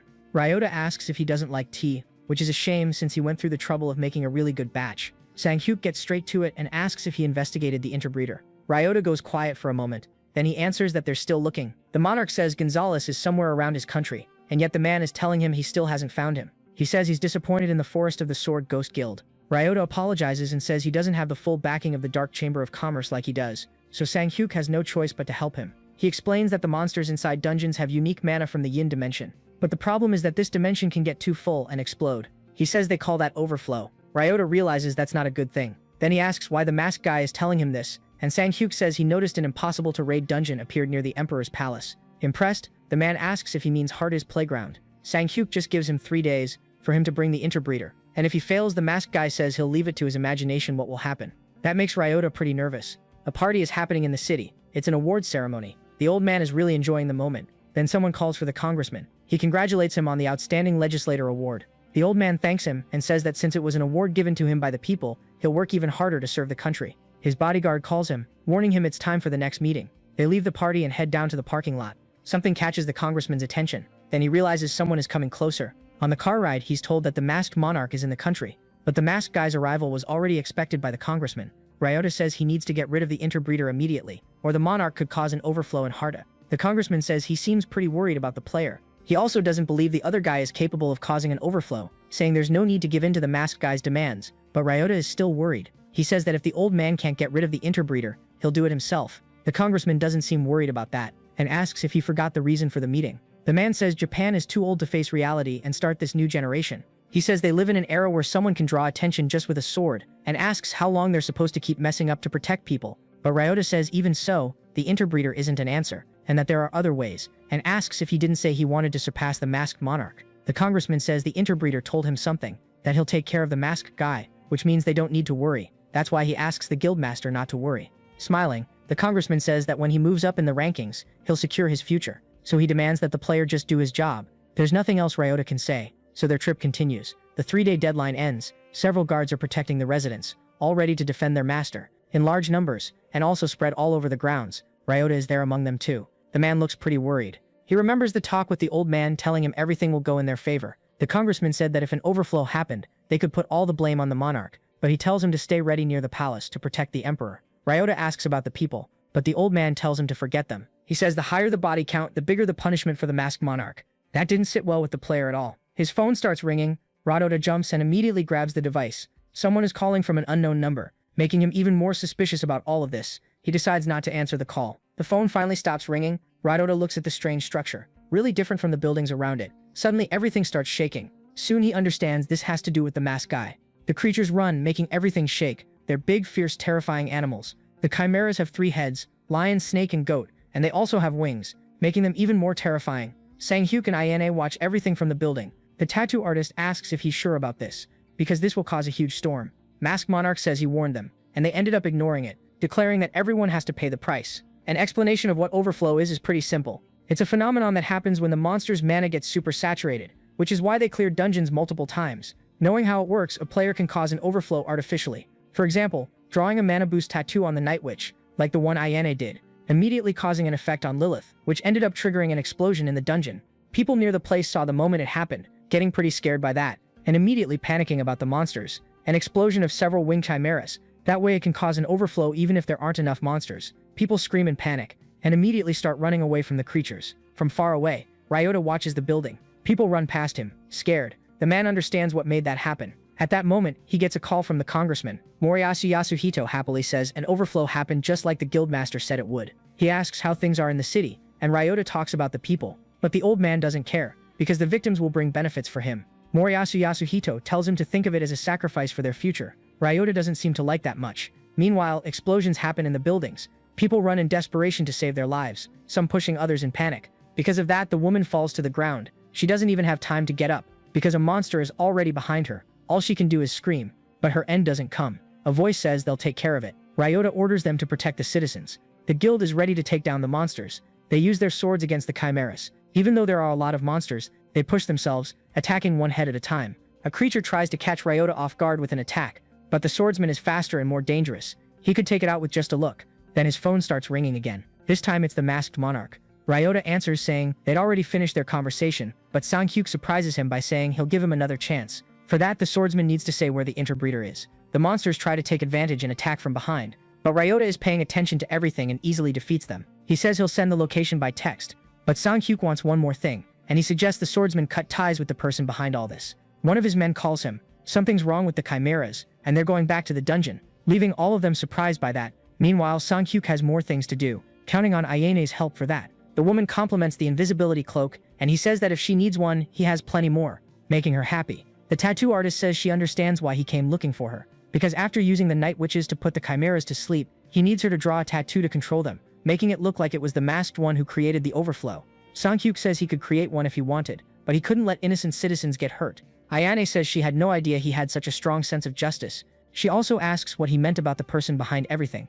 The woman asks if there's someone pulling the strings behind the ghost swordsman. Sang-hyuk knows everything that's happening about the guild's involvement with the congressman, because the meeting between the two was being watched, and everything photographed, so he knows Ryota is working with a powerful man. Jay asks what Sang-hyuk wants to do, and warns that if he isn't careful, this could turn into an international problem. Sang-hyuk thinks about what to do, so the solution is simple. He says he'll let Japan deal with its own problem. With the memories ending, Sang-hyuk returns to reality. The monarch answers Ayane, saying it's nothing she needs to know. The village is empty, with the lights on showing that people are sheltered in their homes. The mad scientist lab is around there, where mixed breed monsters are made. Gonzalez is working on some project. Suddenly something catches his attention. He turns and says it's been a long time since they've seen each other, and that he's very happy about the reunion. To have the masked monarch there, who in turn has a furious glint in his eyes. Sang-hyuk stares at the mad scientist. The monarch says they're in the real world and asks why the man didn't choose to live a quiet life, and he answers that he tried, but it didn't work out. Gonzalez invites them to take a look at his masterpieces. Sang-hyuk just says the man is still crazy, and drawing his sword he says he won't feel guilty when he gets rid of him. Gonzalez isn't very happy with his answer. The scientist just calmly takes a cigar, lighting it right after, even with the masked one's threat. Gonzalez acts like nothing is happening. Finally he says something, sounding regretful because he wanted to leave more of his work behind. He tells the masked guy not to be too disappointed. With a gun pointed, Gonzalez tells him not to worry because another version of him will take his place. The masked monarch tries to stop him from pulling the gun, but the mad scientist doesn't care. So before he can be stopped he pulls the trigger, leaving both of them pretty shocked. Sang-hyuk gets pissed about it too. The news about what happened has already spread, about the overflow at Hardy's playground from an impossible-to-raid dungeon in Tokyo. It also reports that there were no victims recorded. Everything seems calm around the house, but the red liquid on the floor is a sign that something isn't right. Moriyasu Yasuhito is collapsing to the ground, having his passage made to the other world. The news of the congressman's death is already splashed across the newspapers. Ryota is reading the latest news, running into that information, which makes him smile happily. Back on Korean soil, Sang-hyuk arrives at the airport. The guy looks around until he finds what he's looking for. Jay is there waiting for him. The woman waves at him. She tells him about the congressman's death. Jay says they reported that he made his own passage to the other world, but she doesn't believe it. While the masked guy says it's punishment for his sins, Sang-hyuk says Gonzalez said something weird before he died, that the lunatic talked about a new version of himself taking his place, and asks if she knows anything about that. Jay isn't sure about it. Even so, Sang-hyuk asks her to track the scientist's latest whereabouts, promising to pay whatever she wants. The woman agrees and also says she has a feeling that isn't the only reason he called. Then the monarch reveals he's looking for someone. She says that's easy and wants to know who it is. Sang-hyuk wants to find the mad alchemist. The streets of Hong Kong are quiet, but in an alley there's a sale going on for an illegal product made using a monster's body.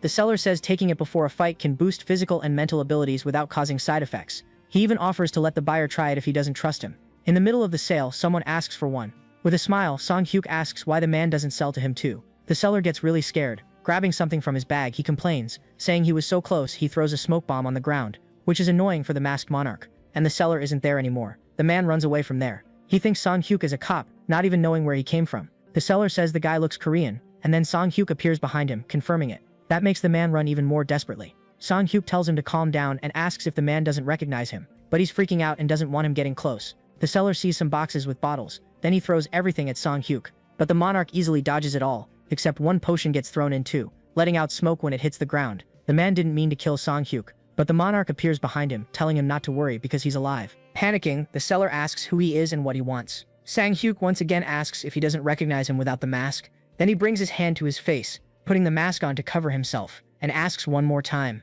The masked monarch greets the mad alchemist. He opens his mouth, stunned, finally realizing who the man in front of him is. On a ship out at sea, the military watch what's in front of them. There's an island there that they don't remember existing in that spot. The captain orders them to contact the situation room. In a desperate tone, someone calls him to warn that the island is moving. The 200 blue carrots are handed over. Sang-hyuk asks if he can make 200 potions in the same day. That leaves the guy pretty shocked. Alchemy skill increased by 100.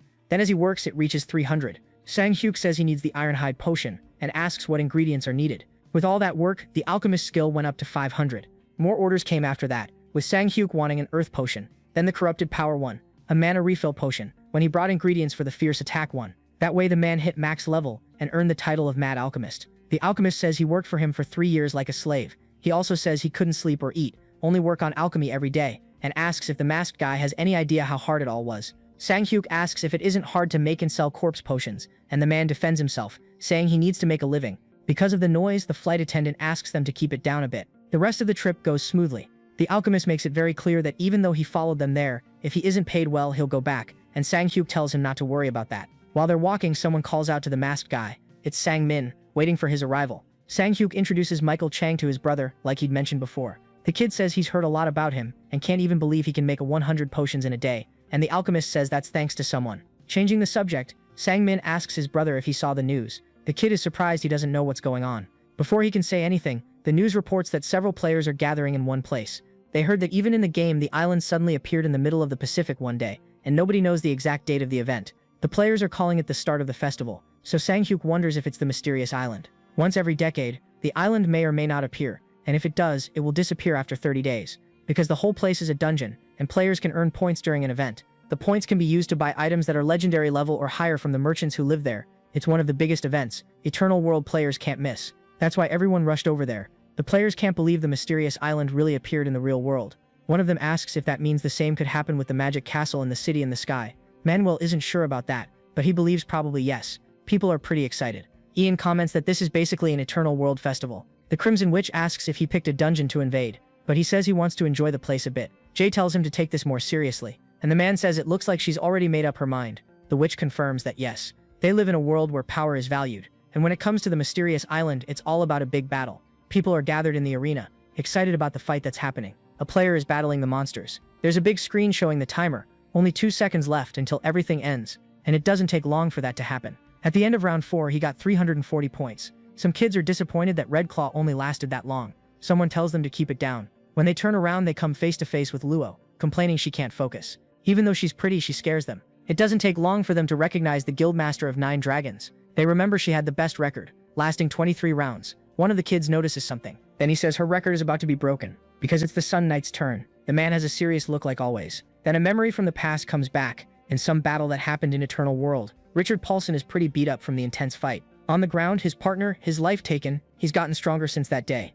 As soon as the round starts, the monster roars as it charges at him. But with just one strike, Richard splits it in 2. He looks around, searching for more enemies, easily taking down the other monsters that decided to attack him. One even tries to surprise him from behind, but with just a spin, he hits the big red one. Soon more orcs show up carrying their weapons, but they end up hitting nothing. That's because the knight made a huge jump, building momentum and then using his Blade of the Sun skill, hitting the circle of monsters that had formed. Then all the monsters were wiped out, clearing round 1. Immediately the gate opens. More monsters come out, starting round 2.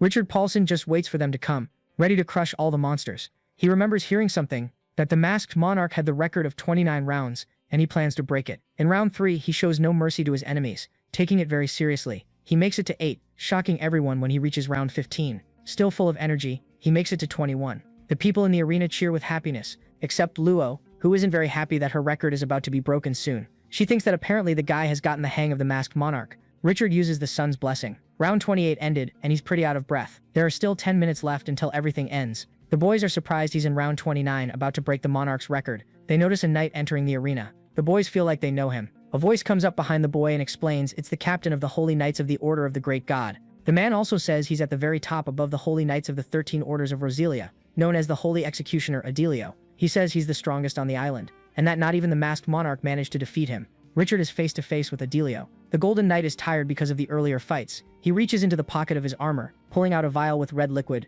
then he immediately drinks it. It takes effect on him, and he's surrounded by an intense golden aura. Richard is back in fighting shape, and before he can do anything, the saint charges at him, making the knight use his sword to defend himself. Adelio is way too strong for him. From the impact, Richard gets thrown back. He uses his strength to stop himself. Adelio manages to surprise him, appearing behind him. The executioner's sword is just a few centimeters from his neck, leaving the crowd in total shock. The Holy Executioner checks what happened, but ends up surprised in the end. Richard barely managed to defend with his sword. He holds firm on defense, managing to break through and dodge. Adelio uses his shield to defend against the power. Everyone is focused on the fight. The blonde guy stays there watching everything. Michael looks worried seeing this. Holy Executioner is really strong, and Richard is struggling to avoid getting hit. He looks for another item in his pocket. The knight takes out the value scroll, and without wasting time, he tears it right away, gaining 5 strength, health, and agility each. An upgrade to keep fighting. For him, the problem is the shield that blocks his attacks.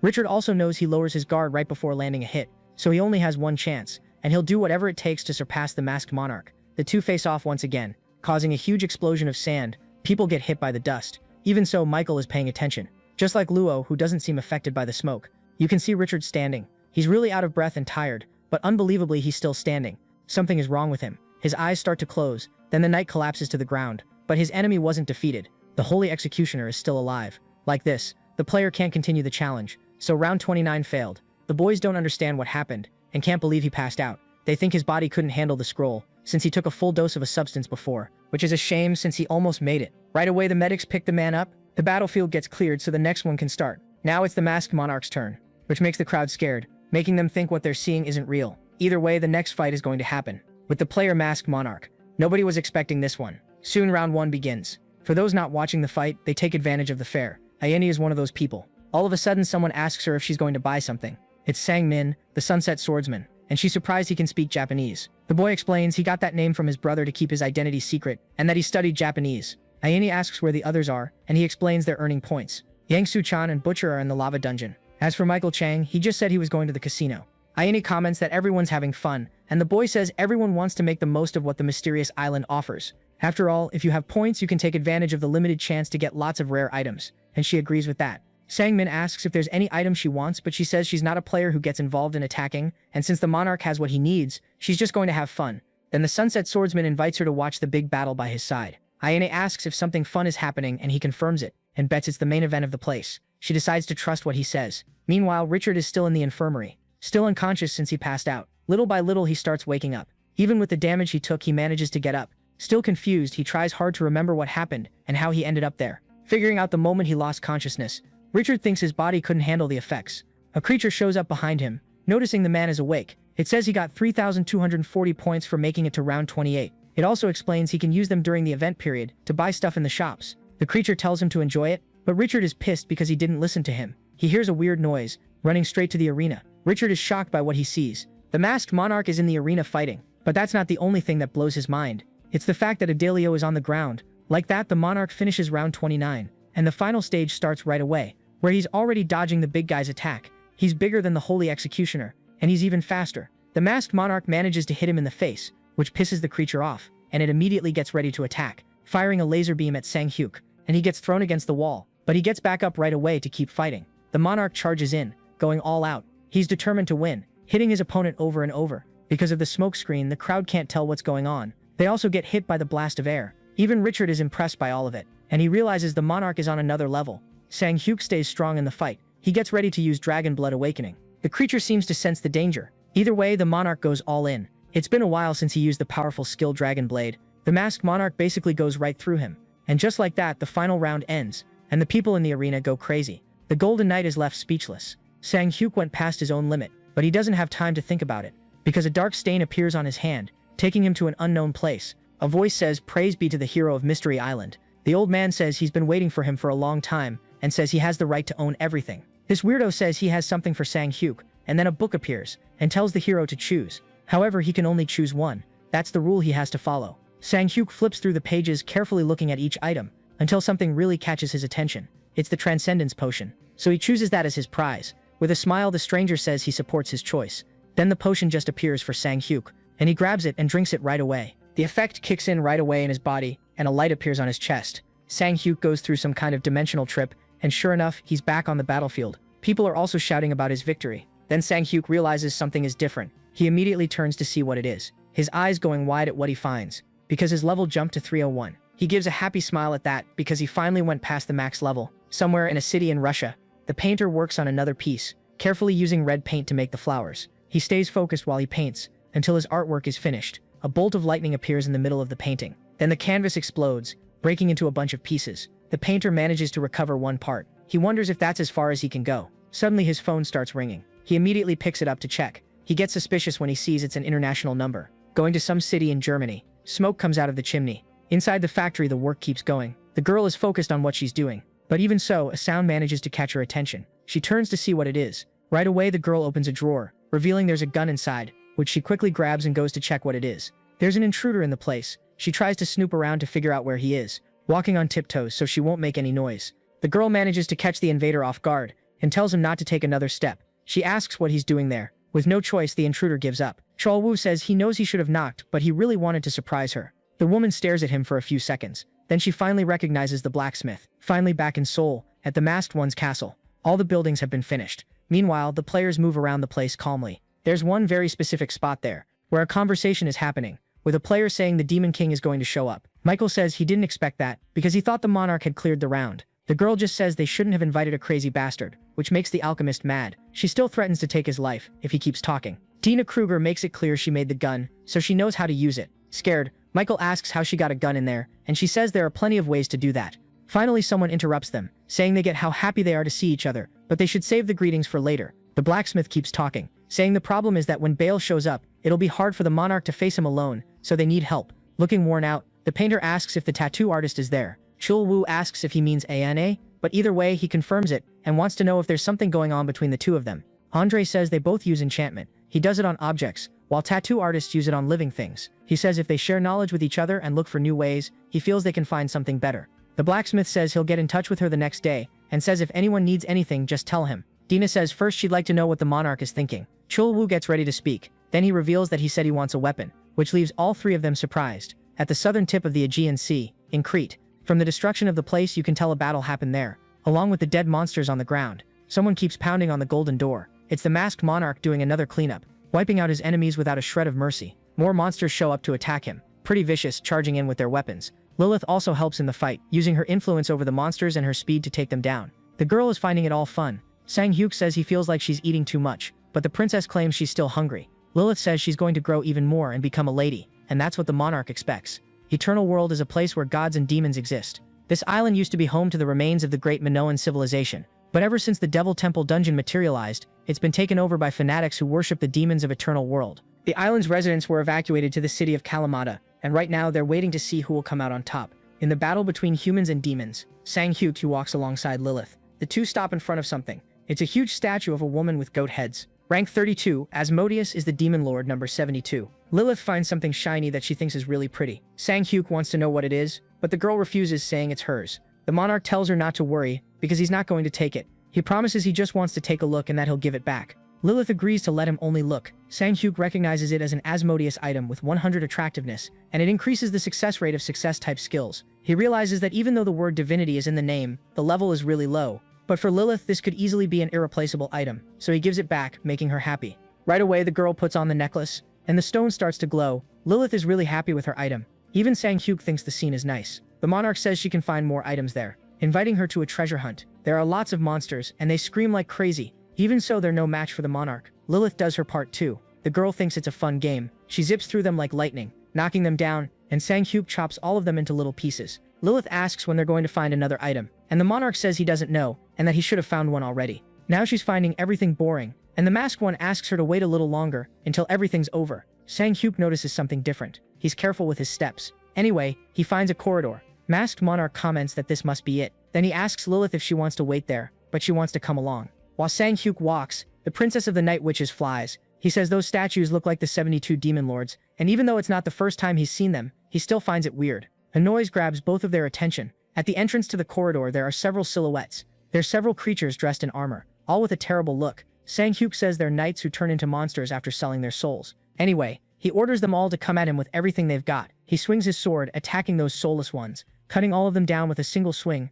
Two try to catch him from behind, both with very sharp blades. But the monarch jumps. Now the masked one is even angrier, charging at the monsters and slicing everything up with his sword. Meanwhile, Lilith is just standing there. She's really excited about the fight. Sang-hyuk is landing hits on all of them. The masked guy is totally focused. He makes quick slashes as he moves between the soulless knights, cutting their bodies into several pieces, then finishing it off with an explosion. Sang-hyuk says it's time to meet the head of the house. There's someone at the top of the stairs. It's been a while since he faced Taluna, the high priest. The statues in the hallway suddenly move. Sang-hyuk has already pulled the hammer out of his dimensional pocket, and he doesn't waste time putting them to sleep again. The high priest watches everything from above, but he doesn't just stand there. He immediately raises his hand. Up above, dark spheres appear. Then he fires those things. Sang-hyuk notices right away. The spheres hit the target and explode. Taluna waits for the result of his attack, but it doesn't look like it went well. Sang-hyuk surprises him by appearing behind him. The masked guy says it's a shame they met again just to say goodbye already. Taluna feels fear just from those words.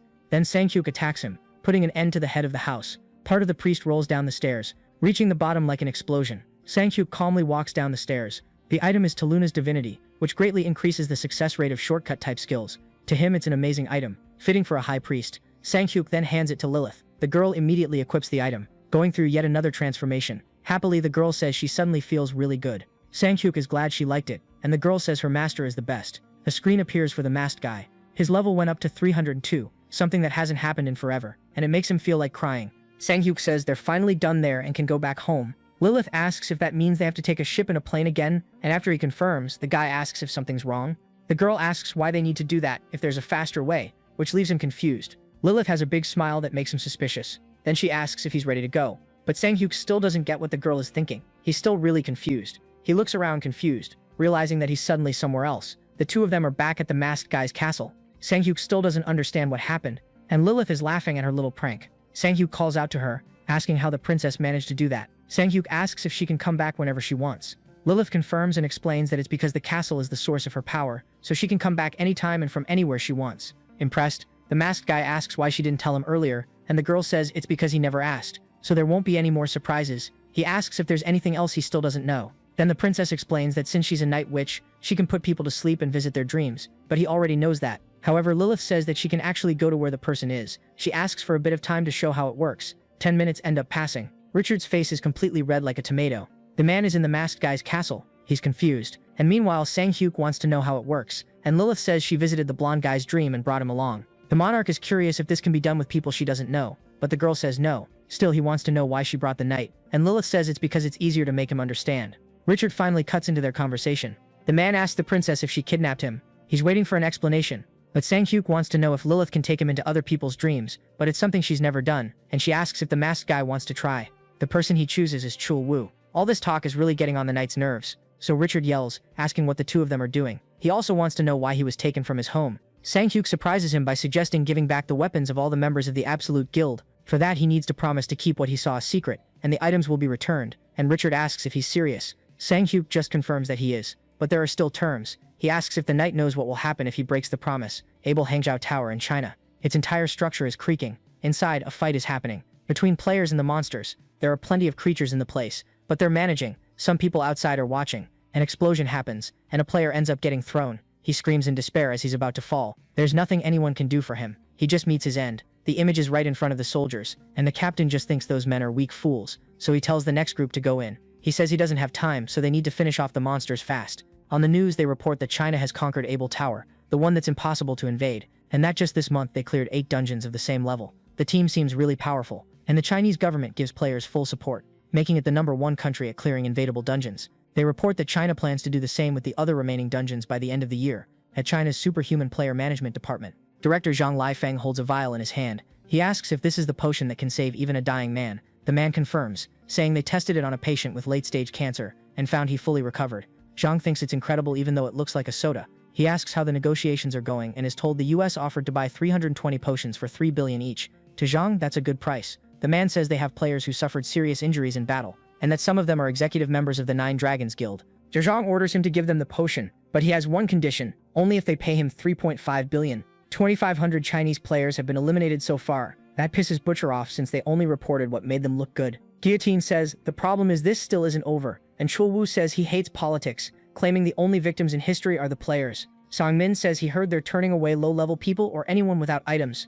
Ayane says half of all Eternal World users are Chinese. She says the country has more than enough players and thinks the Bureau believes their lives are disposable. Sang-hyuk stays quiet while he listens to his teammates. It doesn't take long for the meeting to end. Away from everyone, he calls for Lilith. He asks if she remembers the woman who was at the castle before, but the girl remembers that a lot of them came through there. Sang-hyuk says she's the one with black hair and black eyes. Another fight is happening. Luo is just watching while her men are in battle. She's wearing her armor. There's a message to meet in 2 days at Valley of Tears at 7 a.m. Luo looks at it, curious. While she's in her room, she keeps staring at the message, then says she never should have agreed to that offer. Something strange happens to her. All of a sudden, Luo feels really sleepy, until she fully wakes up. She wonders if she fell asleep. The woman thinks it's because she hasn't been resting enough lately. She quickly realizes something's wrong. When she turns around, she's face to face with the masked monarch. Luo asks how he got in there, but he just says that's not important. He says he hopes what's happening in China isn't what the Nine Dragons Guild wants. The woman doesn't answer right away, but in the end she reveals there's an organization called the Superhuman Department. Sang-hyuk asks if they control players,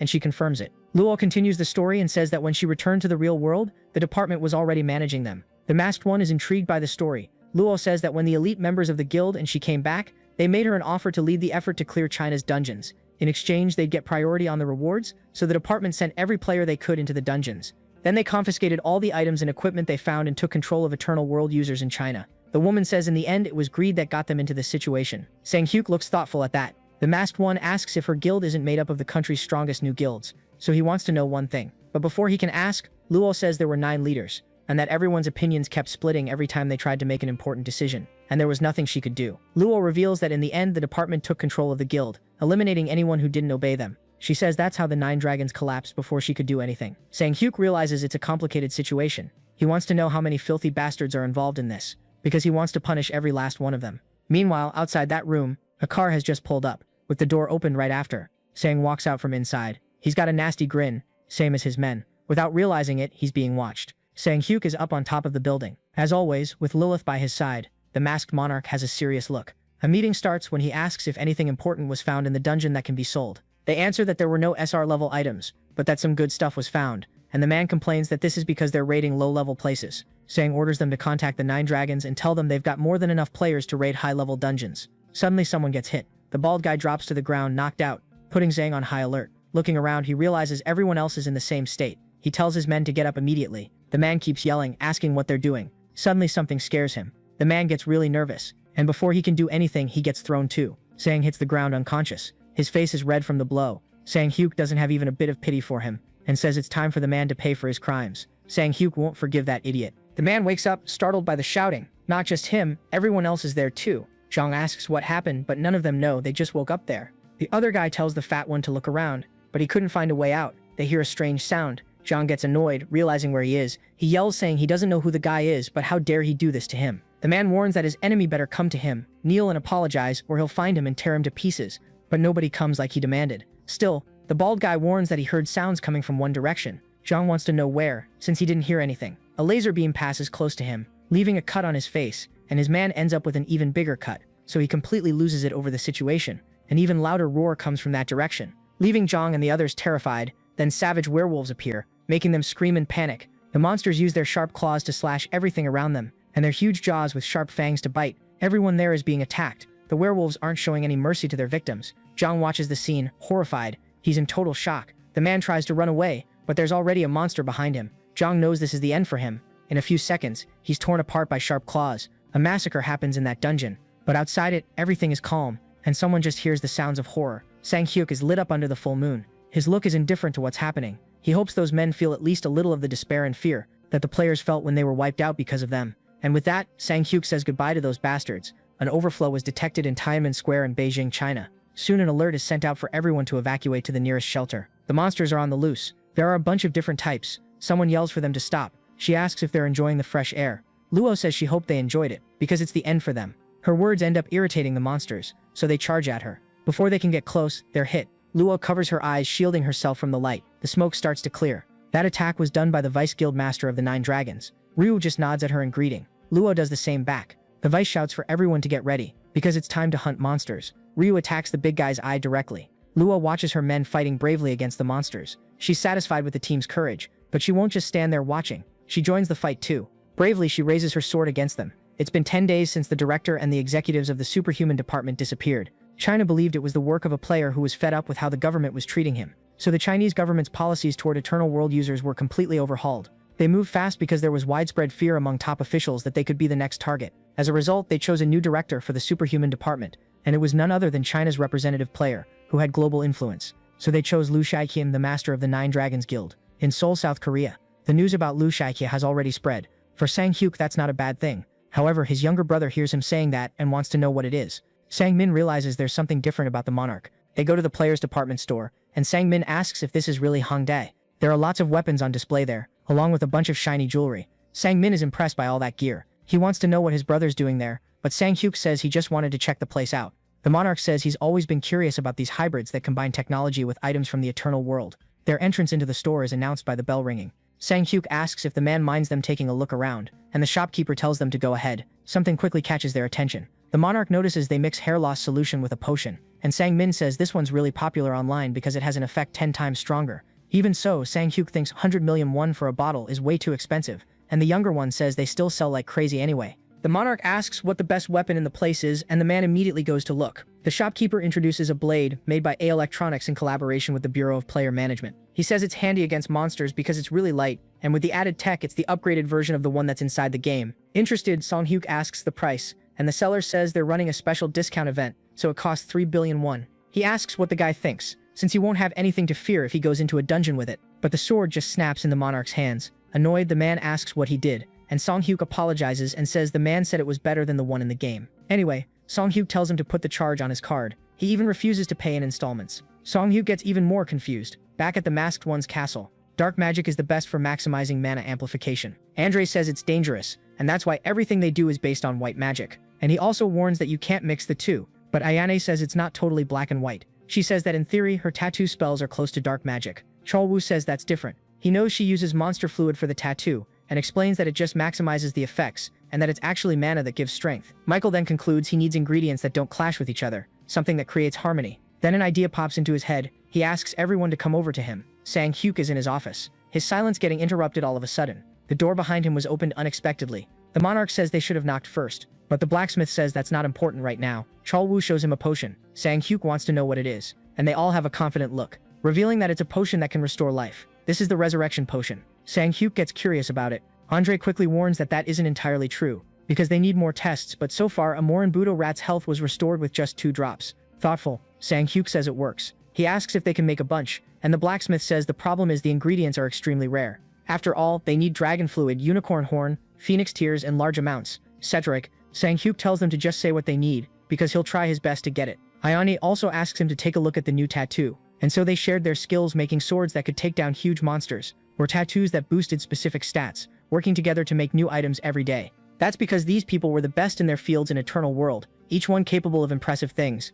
A lot of players will end up using their items in the future. And there's one thing Sang-hyuk is sure about, they'll grow stronger than ever. While they work to get there, another day begins. The masked ones fight in Romania. They also faced giant lizards in Kazakhstan, as well as horrifying creatures in Morocco. At the meeting, they want to know about the players who were dispatched. The report is that right now the masked ones are in 3 countries in Central Asia, and 2 countries in Africa. Either way, the attacks are progressing well. Sang-hyuk asks if anything was obtained, and Butcher says that aside from the special items, they're selling everything to the local government and the main guilds. He wants to know how things are going at the department store, and finds out it was a bit chaotic at first, but right now everything's running fine. Sang-hyuk says they're still in the early stages of opening, so he asks them to pay close attention to inventory. Chul-woo, on the other hand, wants to know if they can build a city district in front of the castle. He's honest, saying the place is inconvenient in a lot of ways, and Guillotine adds that they can only use electronics outside the castle. Monarch thinks the same, and says it's a good idea. Sang-hyuk asks him to start looking for a good contractor, making sure they're really great at what they do, even if they need a lot of money. Now it's Iceflower's turn to speak,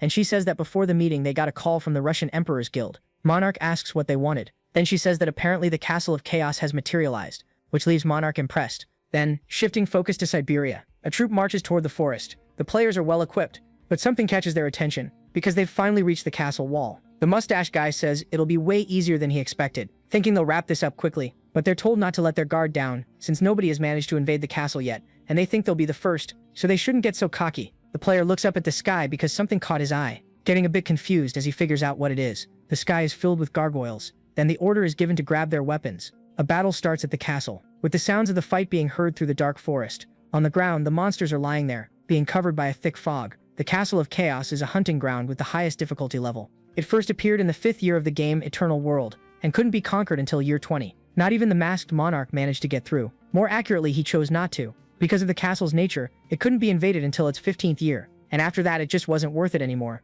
But the other guilds tried their best to conquer the Castle of Chaos, because conquering the place makes it possible to grant your heart's desire. That's why everyone marches to the castle. Nobody knew where the rumor started, but it was spreading fast among the players. There are several bottles of drinks, all of them scattered around the room. Little by little, Ian wakes up. His head hurts like hell. He wonders how much he must have drunk last night. He's confused about the woman sleeping next to him. Someone asks if he can get dressed yet. The masked monarch is standing right in front of him, and tells him not to ruin his eyes. Ian is completely shocked to see the masked guy there. He suggests the guy must be in Russia because of the Castle of Chaos. Sang-hyuk says there wouldn't be any other reason for him to be there. After all, he's a very busy person. Ian offers a cup of coffee, but the masked guy turns it down because he just wants the terms. The blonde guy smiles and says he's sure the guy was already expecting this, so he just wants all his weapons back. But Sang-hyuk says he can't do that. Ian still tries to persuade him, saying he's sure the Castle of Chaos is worth it. Monarch says he's not sure how he'd know until he checks the reward, which makes the blonde guy curious. Ian wants to know what he's going to do, and the masked guy says he'll conquer the castle and make the deal after he checks how valuable the reward is, which the blonde guy doesn't trust. Sang-hyuk says he didn't know he had so little trust with him, but anyway, he'll make a promise. The masked guy says that if he clears the Castle of Chaos, he'll share how he did it only with the Emperor's Guild. Ian drinks his coffee while thinking about the offer. He's at Beloyarsk Airport. His plane has just landed, and he gets out as soon as the door opens. Sang-hyuk is wearing a coat, looking a bit more casual. Monarch is greeted by someone who thanks him for coming. The guild's vice master says they'll be his guide. He asks the masked guy to follow him. Sang-hyuk asks if his name is Anton, which surprises the guy that he knows. Sang-hyuk summons the dimensional pocket and sticks his hand into the glowing hole, pulling out an item. For some reason he apologizes for the delay, leaving Anton even more confused. but then he notices the item in the masked guy's hand. It happened in Eternal World at the Demon King's castle. Anton was still standing, though badly hurt. His fight was against Murmur, the demon lord ranked 51. Behind him there's a woman lying fallen. Panting, he calls out for Alina. Either way, the monster lets out a really loud roar.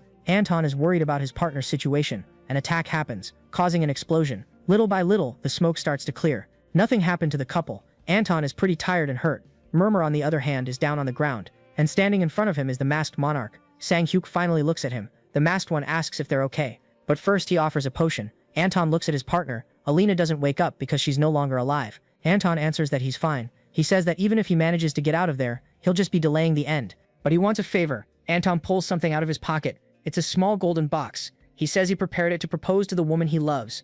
Anton asks if the masked one can burn the item along with Alina. The masked monarch looks way too young, so Anton begs him to do it. Those are his last words. Sang-hyuk realizes something happened. The box fell, and with the impact it opened, revealing what was inside. Back in the present, the Vice Master holds the ring. The man is speechless for a moment. All he can say is that the monarch held onto it all this time. Sang-hyuk says he should apologize for that. He says he tried to burn the ring with his beloved but couldn't because monsters showed up at that moment. Even though he had no choice, he apologizes. Anton says it's okay, and that he brought it back, so he's the one thanking him for it. Sang-hyuk seems satisfied with that. He asks if they're living a better life, and Anton reveals that besides getting married, they're expecting a child. The monarch is surprised and says he should give a late wedding gift, but the Vice Master says it's fine. Even so, Sang-hyuk hands something over for their child. The old man, though, doesn't seem to be in a good mood. Meanwhile, Ian is enjoying his day alongside beautiful girls. He's on a call with someone. The man gives a small smile. Another night in the forest, which is still packed with fog. They walk toward the castle. Anton and Sang-hyuk keep leading the group. The Vice says he doesn't know the exact location, but he's sure it won't take long to find it. So the masked one says he'll see him later. Anton gives a small smile as he watches the masked one walk away. He hopes the guy stays safe. Sang-hyuk continues down the path alone. He's really careful where he steps. Still, he can't see anything in front of him, and wonders what he needs at a moment like this. With the mask, he activates the passive enchantment skill, Eyes That See Through Lies. That way he can see. Sang-hyuk then goes back to following the path. Suddenly, something catches his attention, because he finally runs into the Castle of Chaos. But he notices something else. There are gargoyles still in stone form. The guy wonders if they'll move when he opens the castle doors. Something is coming toward the monster, making parts of it explode, and it's just Sang-hyuk landing a shot with his bow. He'd like a good fight, but he doesn't have much time, so he just says goodbye to the monsters. Calmly, he walks on after taking out the gargoyles. Sang-hyuk stops in front of the gate. Besides being huge, it looks like it's made of really reinforced material. He looks at it more seriously, wondering if he really should. In response, he opens the door. Sang-hyuk looks around. There are a lot of statues in the garden. He thinks it's just an ordinary place. Once again, he wonders if he should just go into the castle. He finds another door. The problem is, it looks like it's locked, so there's only one thing left to do. Sang-hyuk will have to destroy it. The energy ball hits the door, but even so, it stays shut. Sang-hyuk used his strongest attack, but it didn't work to open it. He takes off his mask to think the situation through better. Sang-hyuk turns to get a better look, noticing a red stone in one of the statues. Apparently there's a riddle he needs to solve. The masked monarch walks up to the statue. This is Andromalius, the strongest demon lord, number 72. Once again, he looks around, finding number 71, Dantalion, and Sari is there too. Marba's holding his weapon. It doesn't stop there. There's Gamigan too, and there's one more, the one with the highest rank, King Bale. Sang-hyuk thinks about what he needs to do. Once again, he looks around. There are statues of the 72 demon lords there. He doesn't really know what to do exactly, but he gets that there's a riddle to solve to get in. To him, the Castle of Chaos is starting to get interesting. Sang-hyuk touches one of the stones, but apparently nothing seems to work. To make things worse, there are no other clues. He wonders if he should just smash them to pieces, but he thinks that should be a last resort. Something catches his attention. Sang-hyuk wants to know what they're hiding. Looks like the night's gonna be long. Meanwhile, far from the castle, the guys take shelter in the inn room. Anton has a calm expression. He admires the ring on his hand. Suddenly the door opens. Ian walks in with a big smile saying the guys did a good job.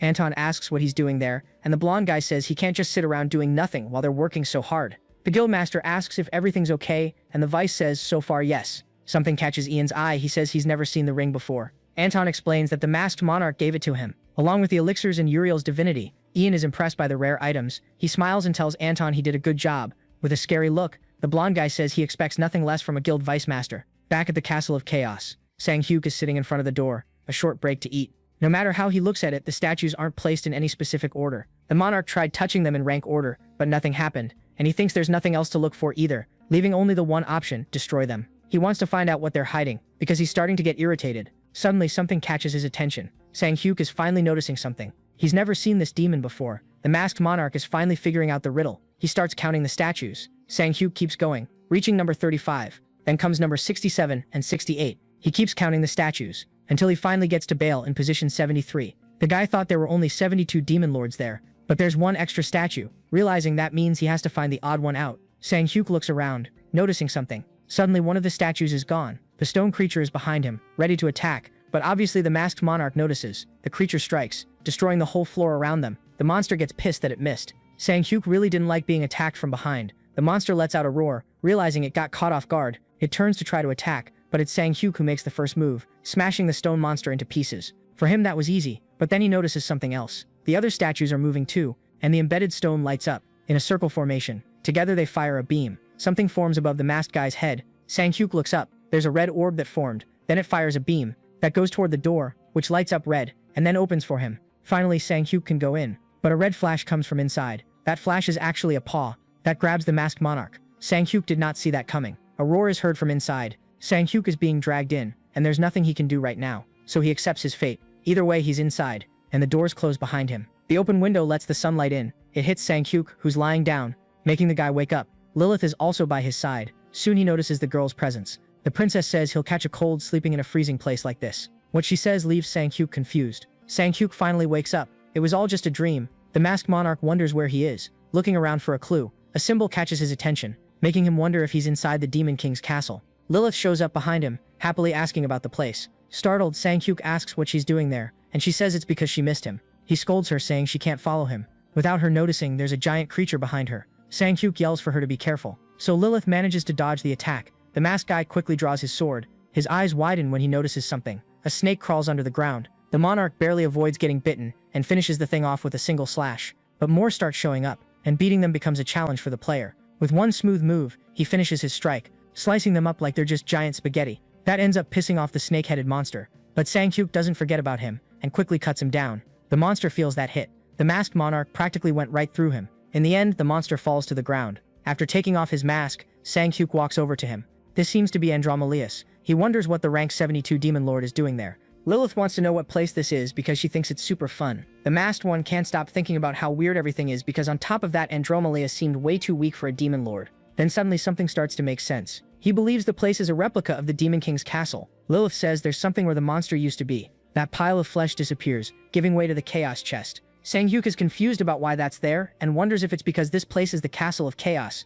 Lilith wants to know what the chaos chest is, so Sang-hyuk explains that it gives a random item. Someone can get anything from something normal to rare or even mythic level, like a lottery. She doesn't really get it, but asks if it's a good thing, and the masked one confirms it and says they're hard to find. For now, the monarch is going to keep it in his dimensional pocket. The two of them are totally distracted, when suddenly they hear a loud sound. Something caused a huge smoke bomb, stopping the pair from seeing. Sang-hyuk wants to figure out what it was that just happened. Even with the smoke you can make out a silhouette. A scarier monster appears. This is Dantalion, the rank 71 demon lord. Sang-hyuk keeps a neutral expression. The monster immediately rushes him, but the monarch quickly dodges, pulling out his sword right away. This one seems stronger than the other. The demon lord lets out a scream, but something is wrong with Dantalion. He just collapses to the ground, leaving even Sang-hyuk confused. He steps closer to try to understand. Then Lilith reveals it was her, and excitedly asks if she did a good job. Just like the first lord, this one disappears, but this time it didn't leave a chest. Smiling, the player remembers he warned her it's something rare, and says that either way it doesn't matter. Because for the monarch it means something that he faced the rank 71 and 72 lords.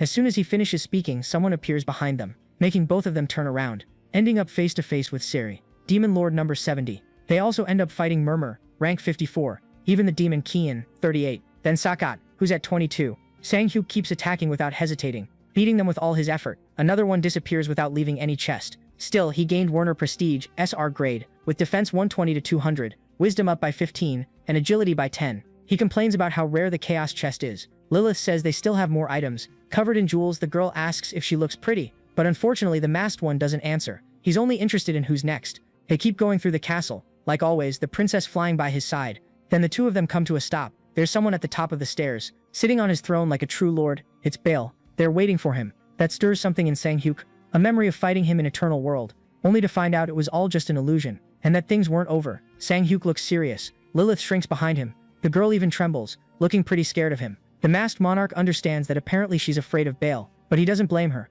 because even if he's a fake version, he's still the master of all demons. Baal's stare is terrifying. Finally he speaks, asking if the human knows this place isn't for him. Sang-hyuk's attitude impresses him, because the guy says all he knows is that he came to the right place. The Demon Lord feels like he's being challenged, so he finally stands up from his throne. He says the player's arrogance will lead him to the end of his life. Bale declares he'll grant him eternal rest. Grabbing his weapon, Sang-hyuk says he talks way too loud for a fake demon. Without waiting, he's already going in to attack, charging at the demon, who's even surprised. The monarch says he's the one who'll give him eternal rest. He also wants the chaos chest. Sang-hyuk sticks his hand into his dimensional pocket, pulling out the typhoon axe, attacking the demon lord right away. But the fake Bale managed to defend himself, and then he fires laser beams from his eyes. His attack shakes everything around, but Sang-hyuk is fine because he dodged. Bale surprises him with how fast he is, hitting him when he wasn't expecting it. Sang-hyuk gets thrown far away, using the strength in his feet to stop. Finally, he's got an enemy on his level. From his dimensional pocket, he pulls out Zephyrim's sacred bow, firing several energy arrows, so the demon lord just waits. The arrows hit several spots, but Bale dodges, ready to face the masked one head-on. Their weapons clash. Bale has a terrifying look, and Sang-hyuk isn't going to be intimidated. Bale fires a shot at him, and Sang-hyuk quickly manages to block it. Energy spreads through the whole area. Lilith watches it all, really impressed. The two keep fighting. Like most demon lords, Bale doesn't have a pattern to his attacks. If Sang-hyuk knew that in each phase, he'd be able to find the right counterattack. But since that's not possible, the only way to respond fast to every situation is to gain experience and learn his abilities. However, in some cases, that strategy isn't necessary. Meanwhile, Bale proves why he's the master of demons. His strike is stopped when he realizes there's no body there. Sang-hyuk surprises him from behind and says that this is when I can overwhelm my opponent with brute force. Bale turns to attack him, but the monarch is faster at activating the dimensional step skill. The demon lord ends up hitting nothing. Bale looks really confused and looks around for his opponent. Once again, Sang-hyuk catches him off guard, making sure not to miss the hit. This situation leaves the demon lord, who keeps hitting nothing but air. Sang-hyuk asks how he still hasn't noticed, taunting him, saying it's not like him. Then another blow lands, making Bale grit his teeth. In the meantime, the lord notices something. His focus goes to Lilith. The demon gives a nasty smile, quickly changing his attack route. Sang-hyuk wants to know if he's running away, but then he realizes the demon king's intention. The masked monarch tells the princess to run, because Bale is heading straight for her fast, with a big evil grin. The girl's eyes go wide, frozen in place. It's too late for her to run. Sang-hyuk runs to her, but apparently he wasn't fast enough. Because Lilith was hurt by Bale, he takes the girl in his arms. Sang-hyuk begs her to wake up, but the girl doesn't answer his calls. He looks for Bale, who's nowhere to be seen. Sang-hyuk yells, calling him a monster, and asks if he thinks he's going to get away like this. Immediately, he summons his dimensional pocket. He takes out the resurrection potion. Sang-hyuk offers it to Lilith, saying she might feel better if she drinks it. Sang-hyuk soon senses a presence. The demon lord leaps in to attack. Sang-hyuk puts himself up like a shield, protecting Lilith from getting hurt even more. Unfortunately, the potion ends up falling to the ground. It's a shame, because the liquid spreads across the floor. Something else appears behind him. They're surrounded by monsters. Sang-hyuk has a serious look. There are a lot of them surrounding him, all with creepy smiles. That makes Sang-hyuk tense up. Then the demon lord calls out to the human, and says the outcome of the fight has already been decided. Bella says that in the end, his death was caused by his own arrogance. Sang-hyuk gets pissed at the words of this bastard, declaring that he'll bring an end to him. His only target is Bale, but the other demons won't let him reach the master. The situation makes the masked monarch even more irritated, and Bale is satisfied, showing who's really powerful. Then the monsters turn on the player. Sang-hyuk will have to deal with them first. The creature tries to strike from behind, but ends up losing to the monarch, who cuts them all down without an ounce of mercy. As a consequence, they'll have to face the masked monarch's fury. Sang-hyuk takes all of them out, clearing his path. There are still more monsters to fight. The monarch uses his blade, cutting down the first one. He looks around for the next, and strikes another monster with his sword. Sang-hyuk spins his sword, hitting the group surrounding him. He pushes through those monsters, leaving the battlefield clean. In the end, Sang-hyuk lets out a tired sigh, but apparently things aren't over. Behind him, another group of monsters gathers. That's seriously pissing him off. With a smile, Bale asks if he didn't warn him the outcome was already decided, so he declares the human's end. With his order, the monsters attack.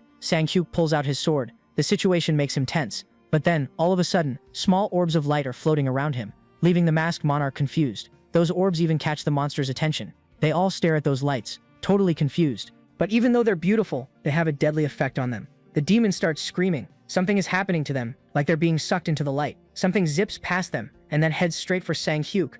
The masked monarch doesn't even move. Whatever it is, it's way too fast. That light passes right by him, and ends up hitting the ground. Sang-hyuk turns to look, his face full of surprise. The smoke slowly starts to clear, revealing who's there. A voice says it wasn't bad, like she'd found her true self, then asks how she looks. Now with an adult appearance, Lilith asks if she's pretty. The monster's life energy was drained. Bale looks at his creatures. He wants to understand what that means. Either way, the two of them are back. Lilith has a mischievous smile, while Bale seems to realize he's really at a disadvantage. He yells that he'll make them pay for this. Sang-hyuk wants to know what the villain is doing this time. What he does next makes the masked one angry. Bale simply vanished from the battlefield. Sang-hyuk looks for him. Meanwhile, the demon lord is somewhere else. He's pissed. He almost got the masked one, and there was no way he could have guessed the Night Witch would wake up at that exact moment. Bell knows he has no choice but to wait for another chance to attack her. Lilith surprises him by asking if the villain is talking about her. The girl manages to scare the demon lord. She asks if the cat's got his tongue, making it clear she won't let him run. Bell looks back searching for the other one. The lord asks if she really came to face him alone.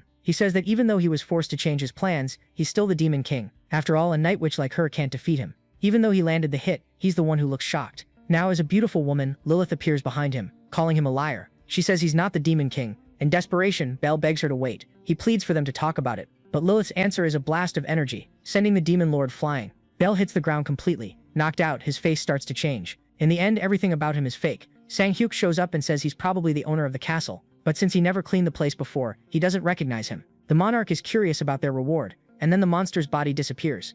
And it's another chaos chest. Sang-hyuk doesn't look satisfied and says the dungeon doesn't live up to its promises. Anyway, Lilith goes to check what's inside. She's hoping to get a pretty bracelet, but Sang-hyuk cuts her off and says it's time to decide. She has no idea what he's talking about, so he reminds her about the contract terms. After all, he gave her the choice to continue or cancel the contract once she became an adult. Sang-hyuk seems worried about it, but he tells her to think carefully, because once she decides, there's no taking it back. He says he'll give her some time. Before he leaves, Lilith calls out to him. The Night Witch seems shy. She says that before she woke up, she only thought the guy was someone really powerful, and after waking up, she's sure he's someone she could never defeat. Sang-hyuk thinks about what to say. He tells her not to worry because he won't hurt her, and the queen asks if she should thank him for that. Anyway, she's made her decision. Lilith asks if leaving him will make her a target for the other players, but she also says that if she stays by his side fighting them one after another, she'll disappear from this world someday. That's not what she wants. She wants to live in this world for a long time, so she doesn't really have any doubts, and she asks if the safest place is near her master. Her words seem to hit him. Sang-hyuk smiles and says she's right. Lilith is happy with that, but she has one condition. She wants to know if she can finally call him a papa. That catches him off guard, but to Lilith's happiness he agrees. Meanwhile, in the snowy desert, the team is camped out in a safe spot. Ian the guildmaster is there. The blonde guy notices something in the distance. A silhouette appears in the middle of the snowstorm. Sang-hyuk is finally back, and they seem happy about it. Ian says he's running a little late. Sang-hyuk confirms that he really is. Then the absolute guildmaster wants to know how it went over there. Without going into details, he says it went fine, and the blonde guy wants to know more. Sang-hyuk says he cleared the castle successfully, and says they won't be able to do it. It's already night in Seoul. Sang-min is already in bed. The guy is sleeping pretty peacefully, until he's taken somewhere. He wonders if he's dreaming. Sang-min finds it fascinating and thinks it's dimensional travel. A voice asks the Sunset Swordsman to wake up. The guy isn't in his room anymore. Sang-min wants to understand what's happening and where he is. Adult Lilith appears in front of him. Sunset Swordsman asks who she is. Lilith asks if he doesn't recognize her. He finally realizes, and behind him Butcher says he's never seen him without the mask before. The big guy compliments his looks. He says he gets that the kid is confused, and that they got there through dreams too. But Butcher will talk about that later. Right now he asks if the kid knows what that is, but Sunset isn't sure even though it feels familiar. Then the big guy says it's the Chest of Chaos. Sang-min quickly realizes he must be in the place his brother went to raid. Sang-hyuk ordered the masked mercenaries to grind experience points there, and figured it would be good hunting grounds. But Butcher can tell because that's where the Chest of Chaos was left. Still, Sunset asks if he thinks the Emperor Guild is just gonna sit back and watch. Butcher tells him not to worry about them because the masked guy said he'd handle it. That just makes the boy even more confused. Meanwhile, at the other guild's camp, Ian wants to understand what he means by not being able to clear it. Sang-hyuk says he can tell him how to clear the place, but it'll be useless for them. The blonde guy wants to understand what he means by that. Ian tells him not to try to weasel out of the promise, and the masked guy says he'll explain why, and that he needs to listen carefully. Sang-hyuk explains that to enter the place you need high mental strength, and says that looking at their stats they haven't reached that level. Ian suggests using items to boost it, and the masked guy asks if they have that. The blonde guy tries to get one off him, but Monarch warns there aren't many items out there that can do that, since they're rare, then asks why he should give his to him. He says that even if the man gets in, that's just the beginning, and asks if he really thinks he'll get through everything. Ian tries to argue with Sang-hyuk. At that moment, the masked guy notices something on the master's finger. That puts Sang-hyuk on alert. He says his work is done, and he wants to rest. Sang-hyuk asks Anton if the guy can take him to the hotel. That's not pleasant at all for Ian. The two of them head out by car. Anton is the one driving, and Sang-hyuk is riding along. The masked guy starts by saying the kid doesn't look well and asks if something's wrong, but the vice master says nothing is bothering him. Sang-hyuk asks if he's sure, like he's reading his thoughts. Getting straight to the point, he asks why Ian was wearing the ring he returned. Anton tries to make an excuse, but the masked guy says not to tell him, he just gave it to the man, and says he's aware of Ian's greed. Sang-hyuk has a message to pass along. He says the ring doesn't belong to him, it belonged to his family. That seems to scramble the vice master's mind, so they keep going to the hotel. Anton stays awake even though it's late. He still looks a bit lost in thought, as he stares at the photo of his wife and son. His expression is dead serious. Having decided to leave the Emperor Guild, that's what he tells the master.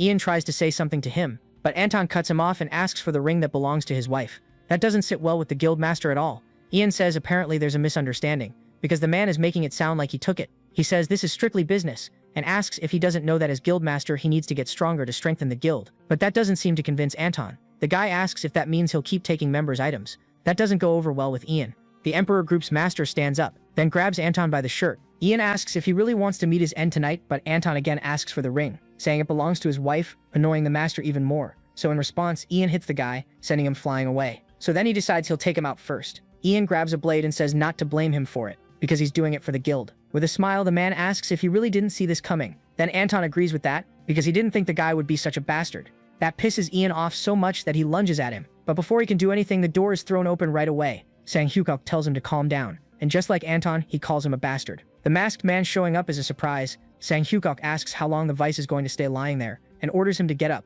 which the guy does, even under that furious glare. As he gets up, Anton walks past the Emperor Guildmaster. Ian feels pure hatred at that. He tells the masked man there are lines even he shouldn't cross. The blonde says this is their guild's business, so he suggests he stay out of it and leave. But Sang-hyukok surprises him by saying he shouldn't be so sure, because it does involve him, and he says he doesn't remember giving him the ring. Sang-hyukok walks up to the guildmaster, saying his name and his position. Then he asks Ian if he's lost his mind. His words and him being that close scare the blonde. Sang-hyukok declares that from that moment on, the Emperor Guildmaster will be Anton. While Ian asks what he thinks he's doing, Anton tries to say he has no intention of becoming Guildmaster, but the monarch has more to say. He says that if he ever sees Ian again, the Emperor Guild won't exist anymore. Then he says if anyone disagrees, now's the time to speak up. The masked man also says he'd be more than happy to fight the blonde. Meanwhile, at the masked man's castle, the man walks down the hallway. His name is Lee Hyugok-suk, director of the Player Management Bureau. Lilith asks him to wait inside, saying the masked monarch will be here soon. The office's golden double doors are opened, and the man is left alone in the room.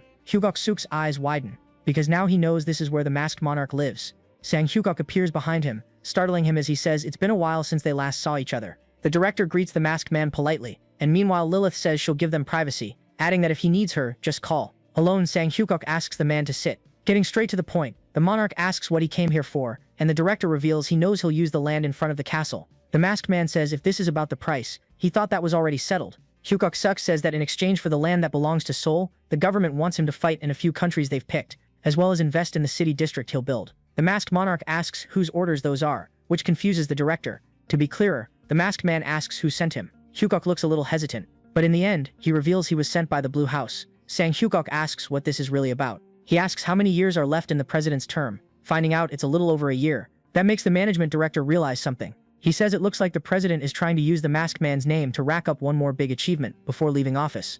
Hyukok-suk says his heart is with the players. Sang-hyukok calls the director's name. Then he asks if he used to be a player too. The man confirms it and says that besides being low level, his skills were terrible. Sang-hyukok asks if it isn't frustrating working for the government, especially with people who don't know anything about Eternal World. Thinking about it, in the end the director agrees. The masked man wants to know what the Bureau's purpose is, if it's to control them and act arrogant toward the players. Hyukok-suk is embarrassed by the situation. He says he doesn't want to do it, but it's beyond his power. Sang-hyukok takes the moment and asks if it were within his reach, would he be willing to change things. More directly, he asks if the director would do a better job. Hyukok-suk just says he doesn't know how that would even be possible. Then Sang-hyuk says, for others it might not be, but for me the solution is really simple. And then he reveals he's going to privatize the player management department, leaving Hyuk-suk completely shocked. But for that, the masked man wants him to promise one thing, that he won't act like his superiors. Then Sang-hyuk is clear when he asks if he can do that. With his head down and in a low voice, the man says yes. More confident, he says he'll do it if the masked one gives him a chance. Focused on the Blue House, a black car stops at the entrance, with the door open for someone to get out.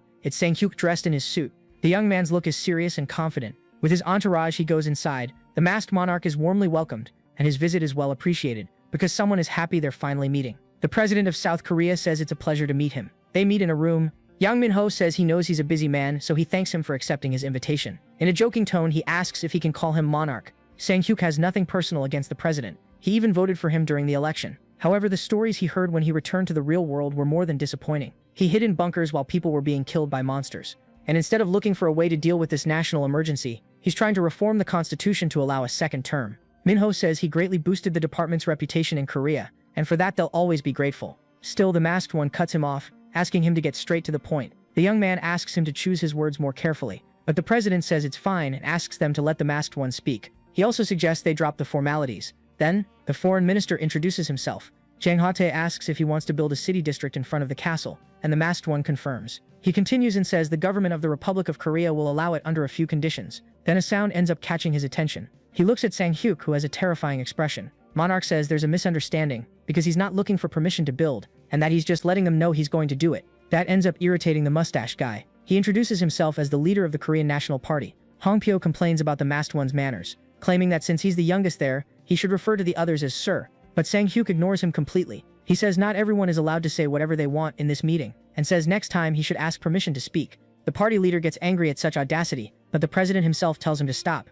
Honk even tries to argue back, but Minho tells him to shut up. The man ends up accepting his superior's order. Minho apologizes for what happened, and asks him to continue. Sang-hyuk says what he has to say is simple. He says that if the man keeps making absurd demands, the masked mercenaries will leave the Republic of Korea. That makes people start talking. The members and ministers won't accept being treated like they're nothing. Not even this idea that he can just pack up and leave. Sang-hyuk's response is to stand up from his chair. He says he has nothing else to say, so he's leaving. Hong yells at him to come back and sit down. Someone reveals that people are watching them. That catches Sang-hyuk's attention. Minho goes on saying that people are watching the government work and fight for their safety and the country's progress. The president begs for help, saying that if it's not for the people in the room, then do it for the people. But Sang-hyuk refuses, saying he has no intention of being part of his PR strategy. He asks if the president has heard the phrase "Hell Korea," saying another one has become popular these days, "Leave Korea." Monarch asks how he feels hearing that, and if he still thinks he's doing a good job.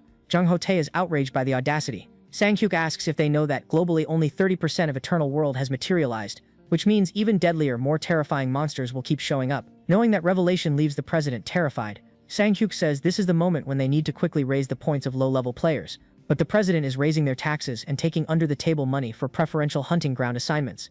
Then he asks if he thinks that's acceptable. His words really hit the president. Minho says he understands what he's trying to say. He says he'll discuss these matters with his ministers. Then Sang-hyuk demands that he dissolve the player management department. Minho wants to understand what he's saying. Monarch says he asked for his help thinking about the people, and that's what he's doing, but only for the people of Korea. Meanwhile, in Los Angeles, the woman is alone in her office, reading the headline about the masked mercenaries having taken a break. She reads that all the members disappeared after clearing the Castle of Chaos. That leaves her pretty deep in thought, and wondering if they found the Chest of Chaos. Mount Jiri is dark and covered in fog. Someone makes their way through that creepy forest. The man lets out a breath through his mouth, worn out from the effort. He strains to try to see something. The fog is especially thick that day, so he thinks maybe he should have just stayed home. After all, there's no way to find herbs if he can't see anything. All of a sudden, everything feels weird for the man, because the fog just vanished. Something then catches his attention. He can't believe what his eyes are seeing. The man can't figure out what this thing in front of him is. On the news, they report there was a closed-door meeting at the Blue House that morning with the masked monarch. That President Yang Min-ho was there, and Sang-hyuk says Korea only does the most pointless stuff. His phone starts ringing with a call from Butcher. The monarch picks up and asks how things are going at the Castle of Chaos, and the big guy says they beat Sagan rank 61. Sang-hyuk asks if he thinks they can pull it off. Butcher says if everyone works together to raid the castle, he thinks they can clear it. The monarch says to be careful anyway, because it gets harder the more high-level demon lords you face, and he also says he's getting another call. As soon as he sees the name on the screen, he's surprised. It's not a call he gets every day, so he's curious what Su-chan wants. Meanwhile, at the masked monarch's castle, Sang-hyuk asks what the group is doing outside the lab. Chol-woo says he heard he met with the president. The monarch confirms it, and the blacksmith says he's always doing everything alone. He says he heard he accepted the government's conditions in exchange for the player management department, and the masked one says it's nothing to worry about. Sang-hyuk explains they just have to fight in a country chosen by the rulers each quarter. He drops it and asks what they want, because he's sure there's something else they want to talk about. So-chan thinks they need to step away for a while, which catches the monarch off guard. The hooded guy turns around expecting his teammates to say something. In the end, he says he can't do anything with the group because of their low level, and the items can't be used unless they reach a certain level. In this case, Andre is level 41, Michael 58, Ana 63, and Dina 35. Sang-hyuk gets what he's saying, so Chan says they need more XP, so he asks for a succubus or an incubus. The monarch wants to know what they need them for. The hooded guy says the tattoo artist told him succubus are pros at kiting. Sang-hyuk says she's probably the only person who'd think of kiting with a succubus. Anyway, he wishes them good luck and tells them not to forget their potions. At the player management department, the intern says they got a report about a new dungeon early this morning. Then the guy with glasses asks about the location and is surprised to hear it's on Mount Jiri. As soon as he got the news, he went to confirm it. The man even adjusts his glasses to make sure he's seeing it right. In the photo, he recognizes the Steel Mountain Range. Their conversation catches someone's attention. The man explains to his coworker that he probably doesn't know about the dungeon because it's from year 5, and he explains that basically it's the source of most of the high-level weapons and armor in Eternal World. That freaks his coworker out, and with a grin, the man says things are about to get crazy, that the whole country is going to be talking about it. Meanwhile, at the international airport, people come and go with every flight, and Manuel is one of them. Michael does the same, and Richard shows up too, with that unfriendly look on his face. They're getting calls from countries all over the world asking the government to allow access to the Steel Mountain Range, since it could lead to a diplomatic disaster. The man asks what they should do. The chief of staff is nervous about the situation. Manhwa is in his office. The president has his arms crossed about the situation. His expression is worried. With not much else to do, he picks up the phone and asks them to call the masked monarch. Sang-hyuk is alone in the room, reading the paper in his hands. He looks it over carefully. It's an official letter from the president, allowing him to manage the Steel Mountain Range. The Steel Mountain Range has two reasons for its fame. First, it's a hunting ground that requires a multiplayer attack. 5 groups of 10 players have to take part together. The second reason is because of the monsters that show up, like the golems called the Black Knight, Red Knight, and White Knight. They're made of metal stronger than steel. Adamantium, radium, mithril, and more. Most of the weapons and armor that exist in Eternal World come from those golems. Sang-hyuk asks if they're ready. A meeting is happening between the guild masters at the castle. Manuel asks if he thinks they came unprepared. Richard tells him not to worry because they can handle themselves. Michael is the only one who stays quiet. Then Sang-hyuk laughs, saying they seem really confident. But he has to remind them that the Steel Mountain Range is different from other dungeons, because besides not being able to clear it, there's a chance of getting wiped out, making it very clear it's different from anything they've experienced. Michael tells him that's enough preaching. Annoyed, he asks what he's trying to say, and if he wants the Steel Mountain Range all to himself. Sang-hyuk has a serious look in the face of the provocation. The masked man says it's funny for him to ask that, saying that the United Kingdom took the Mana Stone mine all for itself, and asking why they can't do the same. Sang-hyuk says he doesn't fully understand the situation. Showing total authority, he says that from this moment on, no UK player will be allowed to enter the Steel Mountain Range. Michael asks what he's talking about. The masked monarch isn't afraid to enforce his authority, so he tells the blonde guy to leave Korea immediately. Finally, Michael seems to understand the situation better. Sang-hyuk isn't just messing around. Now he feels the danger and the chaos it caused. But he still has his pride, so he stands up. Michael leaves the room, slamming the door. Sang-hyuk turns to face the others, leaving them a warning to think carefully before making a decision. The monarch also says they should think about it if they value their lives, and then the meeting continues. Sang-hyuk is in the forest where the new dungeon is located. Because of the thick fog, you can only see his silhouette. He walks calmly through the place, having no trouble seeing. Then he finally finds what he was looking for. It's the dungeon entrance, and he can't go in alone. A voice gets his attention, saying, "They're ready." Sang-hyuk turns and comes face to face with the players. Richard says it's time to go. The monarch gives the man one more warning, not to think about stealing the weapons he lent him, and the knight says he thought he would do that. Sang-hyuk gives another warning not to be greedy, because the plan is to go only as far as the Black Knight zone. So they're finally ready to go. The fog there is thick. With their weapons, the players walk through the area. Most of them look a little scared. The leaders, though, move up front. What they see ahead scares them. Anyway, they finally arrived at the Steel Mountain Range. There's something right up ahead. Sang-hyuk tells everyone to get ready, because this is the Black Knight. The monster's gaze shines intensely. Quickly, its attack starts, knocking players down like they're just bowling pins. Sang-hyuk doesn't waste time watching. He grips his battle hammer, Braki, hitting the shield hard. The Black Knight stays tough, and it soon counterattacks the masked man. Sang-hyuk yells to crush it. Then he makes another attack, making the Black Knight irritated. The monster then grabs its two-pronged weapon and swings it toward the masked man. Sang-hyuk tells the players to back off. He easily jumps, dodging the attack. The tip of the monster's weapon gets stuck in the ground, causing multiple explosions in the soil. Several players get hit by the blasts, which also head towards Sang-hyuk, but he easily dodges them all using dimensional steps. Sang-hyuk aims his hammer as he jumps. The Black Knight only has time to look, then take the heavy blow. The part where it got hit is completely cracked. Sang-hyuk gets ready for another one, hitting the monster with another hammer strike. With the impact, the Black Knight gets thrown back. Sang-hyuk jumps, raising his hammer to keep attacking. Just his stare could wipe it out, but the hammer is enough to get it done. The Black Knight is smashed into pieces, and just like that, Sang-hyuk defeats the first golem. The other masters watch, impressed. Richard doesn't know what to say. Everyone looks at the masked monarch in total silence. Then something catches Sang-hyuk's attention. A window appears saying he gained 1,200 experience points. To him, the fight was fun and rewarding. Another sound catches his attention. The two golems decide to show up. This is going to be really fun for him. That's how Sang-hyuk plans to make the place his main hunting ground. Our video ends here. If you liked it, leave your like. See you next time. Bye bye.